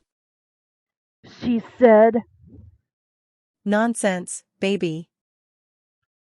The woman replied. The Easter Bunny gives out candy, he doesn't eat it. The woman lightly shook her covers and continued to speak, halfway into her pillow and halfway to her daughter. Go back to sleep, baby. But, Mom, the girl said, the Easter Bunny is eating candy. She now spoke in a more serious tone, almost as if she were going to cry. Her mother sat up and opened her arms. Baby, I just told you. The Easter Bunny doesn't eat candy, he hands it out to little children. Besides, it's not even Easter yet. Go back to sleep, she said in her kindest voice. Okay, Mom. The child sighed as she turned to walk out of the room. The woman smiled and thought, crazy child with her lively imagination, and went back to sleep on a whim. Out in the hallway, the little girl stood for a while, staring at the Easter bunny eating her candy. She then sighed. Mommy said I should go back to bed. The Easter bunny smiled. Good idea, child. Turn around and don't look back.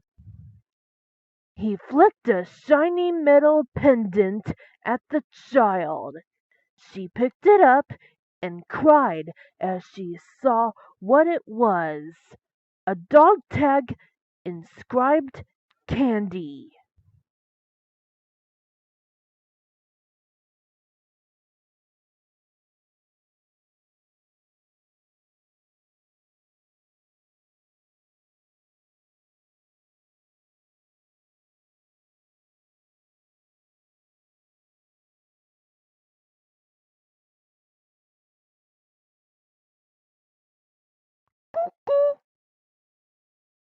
Look, guys, I found a disclaimer.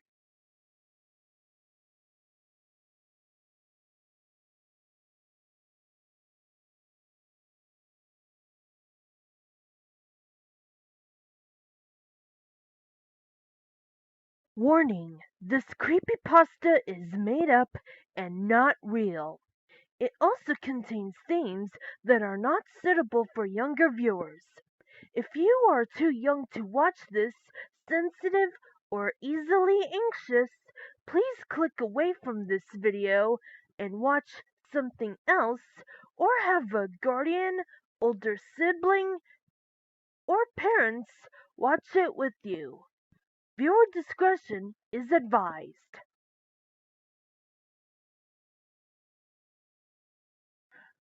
The Wyoming incident, or the Wyoming hijacking, is a lesser-known case of television broadcast hijacking/hacking. A hacker managed to interrupt broadcasts from a local programming channel believed to serve several smaller communities in the country of Niobrara and aired his/her own video. The video contained numerous clips of disembodied human heads showing various emotions and poses. The camera position changed often, usually every 10 to 15 seconds, and the video was often interrupted by a special presentation announcement. This clip is taken from one of these intervals. The video is mostly locally well known and would probably not even be that popular if it were not for the effects it had on the few residents who watched it for an extended period of time. Complaints included vomiting, hallucinations, headaches, etc. While some believed it was paranormal, specialists have determined that the cause of these afflictions were frequencies played regularly throughout the broadcast. In this clip, the frequency being played is somewhere between 17 and 19 Hertz. This range of frequency, when played for long periods of time, causes the eyes to constantly vibrate, sometimes causing visual hallucinations. This video is significant, and that is one of the most recent television hijackings. Such actions were rare, even in the 80s. Search for the Chicago Max Headroom incident, and are even more rare today. The hacker has not yet been caught, and all attempts to trace the video have proven futile.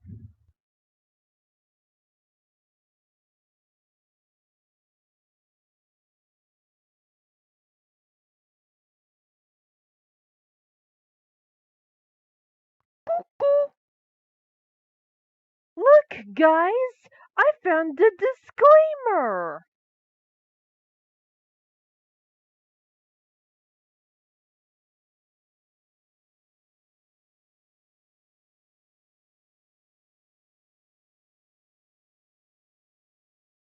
Warning: this creepypasta is made up and not real.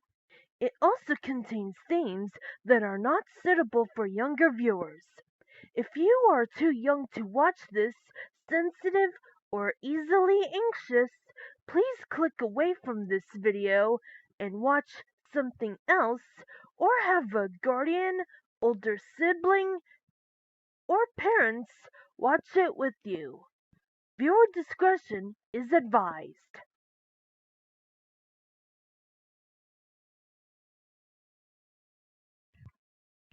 In the most deserted part of Wyoming, there is a restaurant. There are no roads leading to it, no signs advertising it. It's just there in the open. Walk inside, however, and you will learn two things. One, it's jam-packed with people talking, eating, and enjoying themselves. Two, the entire place looks like a scene from the 50s, including the people, the food, the newspapers, the music, everything.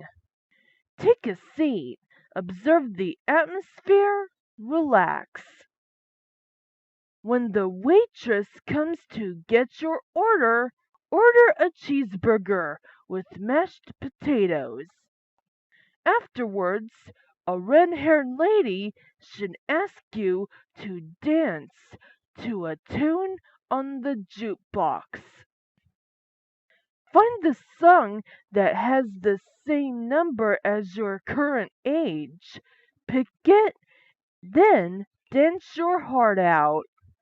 When the song ends, a flash of light will engulf the whole scene, and you will be standing outside your home the following morning. You now should have the power of clairvoyance for the remaining year. If you didn't do this correctly, then woe is you, for you missed out on the best meal you'll ever eat.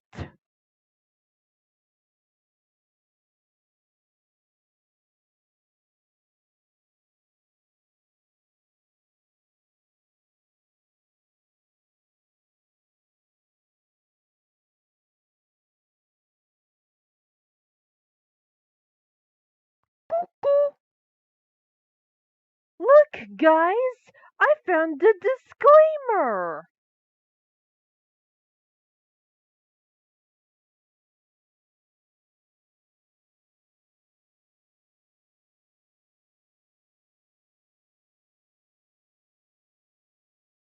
Warning: this creepypasta is made up and not real. It also contains themes that are not suitable for younger viewers. If you are too young to watch this, sensitive, or easily anxious, please click away from this video and watch something else, or have a guardian, older sibling, or parents watch it with you. Viewer discretion is advised.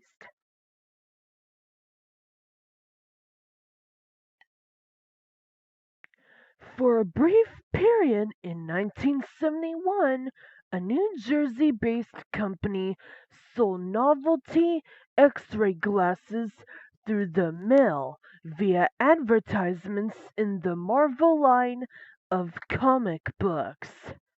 People who viewed their televisions while wearing these glasses reporting seeing images that were evil or from heck. It should be noted that this phenomena occurred whether the televisions in question were turned on or off. The company quickly went out of business, and investigations revealed that its address leads to a graveyard found in many decades before 1971.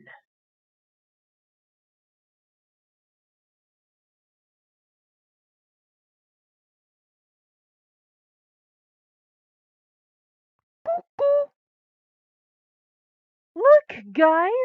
I found a disclaimer!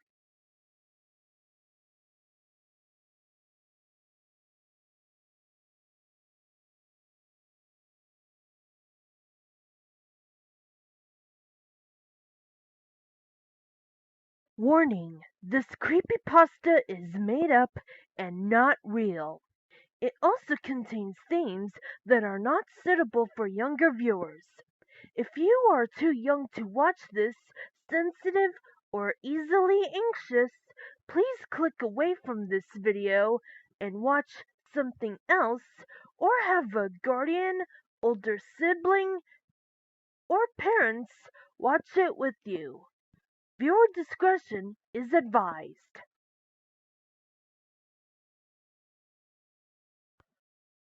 Last week, I drove to a nearby town. The town was surrounded by tall hills and mountains. You can have a very pleasant hike down any of the numerous trails there. Anyway, I was climbing one trail when I saw what looked like a silver box. When I approached it, I saw it was a digital camera. It was a 3.3 megapixel PowerShot S20. Slightly scuffed, but otherwise fine. It rained the next day, so I was really lucky to get there when I did. When I got home, I saw that it had a 300 megabyte hard drive inside. This must be about a 250 pounds value, folks. I pity the fool who dropped it so carelessly. Anyway, I just wanted to share.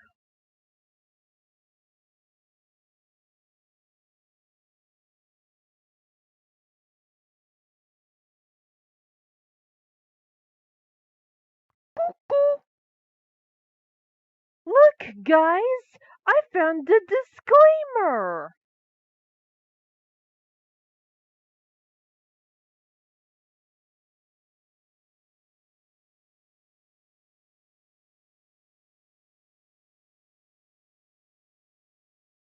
Warning: this creepypasta is made up and not real. It also contains themes that are not suitable for younger viewers.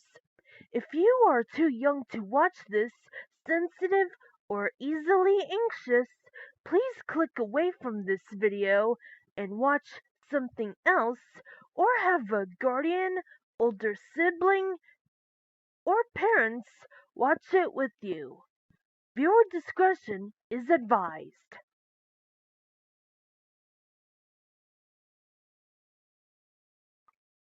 I may want to try to explain myself before I mention what THX is, if that's fine with you guys. I work at Walt Disney World, but not as one of the mascot characters or security guards, let alone the guy who will be there helping out, fixing out some of the broken parts in, say, an attraction or something on the lines with the Disney magic. Heck, I even checked out Discovery Island in my spare time with a few of my friends who also work at the parks. But that is for another time. I'm pretty sure you all heard about the hashtag DeepNote challenge or something with THX sound tests.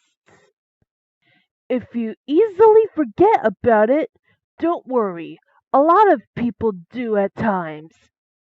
THX is a sound company which was made by George Lucas, who worked at Lucasfilm Limited, normally in charge of sound systems or sounds you hear in movies and whatnot. The easy way to find that about THX is to find one of those nearby classic family films on DVD and look at the back of the box. You'll see the THX logo somewhere in the corners of the box. Normally, they're on the front of the box as well. Once again, in the corner of the box. Why did I mention this company? Are they evil or something? No, but I would like to tell you a story about those sound tests you'll see before you watch the actual movie. They have these sound tests, and they're nothing more than little videos, just telling you that the sound on the movie disc was helped out by THX and whatnot. Sometimes they'll even have these little animations with them, normally with characters like Shrek and Homer Simpson, and even their own mascot named Tex. I couldn't find the video. I think it's lost in time or something. But I made an edit on what the THX logo kind of looked like in the video. I actually remember seeing the video, but I think it's very long gone, so no hope of finding it. So, what's the video about? Well, if you watched the sound tests, then you know the typical intro before the actual THX logo starts up. They'll mention something about how theaters and homes use the sound system a lot and whatnot. But this time, it didn't really turn into the THX logo just yet. This one looked like the digitally mastered Broadway DVD trailer, which is the logo that starts out with the blue box on the outside. That same blue box turns red. Not blood red, not spooky red, just a passed out red. The text on the screen changed into something different. It stated this on screen. However, we have also been working on tests on the ears and would like to mention about the person who is watching this. The text faded, and then another group of text appeared on screen as the typical Deep Note soundtrack played. This test will not make you fail nor win. You'll forget about the test and start to focus on what you have done and why you have done these terrible events. Maybe to a loved one, maybe to someone else that we don't know. But all we know is that what you did will not be allowed under any sort of the Disney brand, let alone any brand you'll be into with many theme parks around the world. Things aren't so happy after all, aren't they? The deep note grew louder than you would never be expecting, and would have hurt your ears, making them ring. After a few seconds of this, a third group of text then appeared saying, "We know what you did, and you cannot change that. Ever." The pitch grew louder and louder and louder until you can start screaming about how much it can hurt you. Yet it did not break the glass you'll be put in. We are always watching. Everybody is watching you feel this way, and we are deeply sorry for that. But things must be the way they are. The note will start to make you feel uneasy or uncomfortable, but yet scared. It's like it makes your mind feel like you're getting beaten up or something worse than that. Just then, after more seconds of this, the last group of text appeared. Oh, and one more thing. Suddenly out of nowhere, the sound has cut off like a snap, and now you can only see the red rectangle. The famous T-Check slogan then faded in and appeared. The audience is listening. The deep note has reached its loudest point. It's like the end of the iconic T-Check's Broadway deep note, but way, way, way louder than it was before. This made you lose your eardrums and will now leave you with marks around your ears as you fade into your knockout. The last thing you see is the T-Chex logo, and you can see a little bit of green around it before the video ended. So, what was this video made for? Remember when I mentioned the security at Disney? Someone tested this clip to a few people who have broken the laws over at Disney World. The sound would change back into the normal THX deep note because we're the video age. And it has not aged pretty well. You see those rotting rusts of metal? Yeah, that's what the tapes outside was made out of.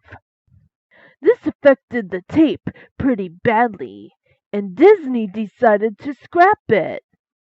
As for the moment, I do not know where the video is now, but a lot of people have told me that it's most likely in the trash, while others say that it's now used as a prop and the footage for the tape has been destroyed like the day after I watched it with a few coworkers of mine. I didn't want to mention that at the beginning of this post, because of how stupid it would have been, and that I didn't want people to say that it's pretty stupid at where you watched it and who you watched it with. Speaking of that, where did I watch it? At the Matterhorn Mountain, where the indoor gym is. I couldn't be able to watch it at Discovery Island because look at it. It's basically an abandoned set now than a pirate slash animal themed island. Oh, and one last question before I leave this post off. You guys ever got scared by something little as the logo?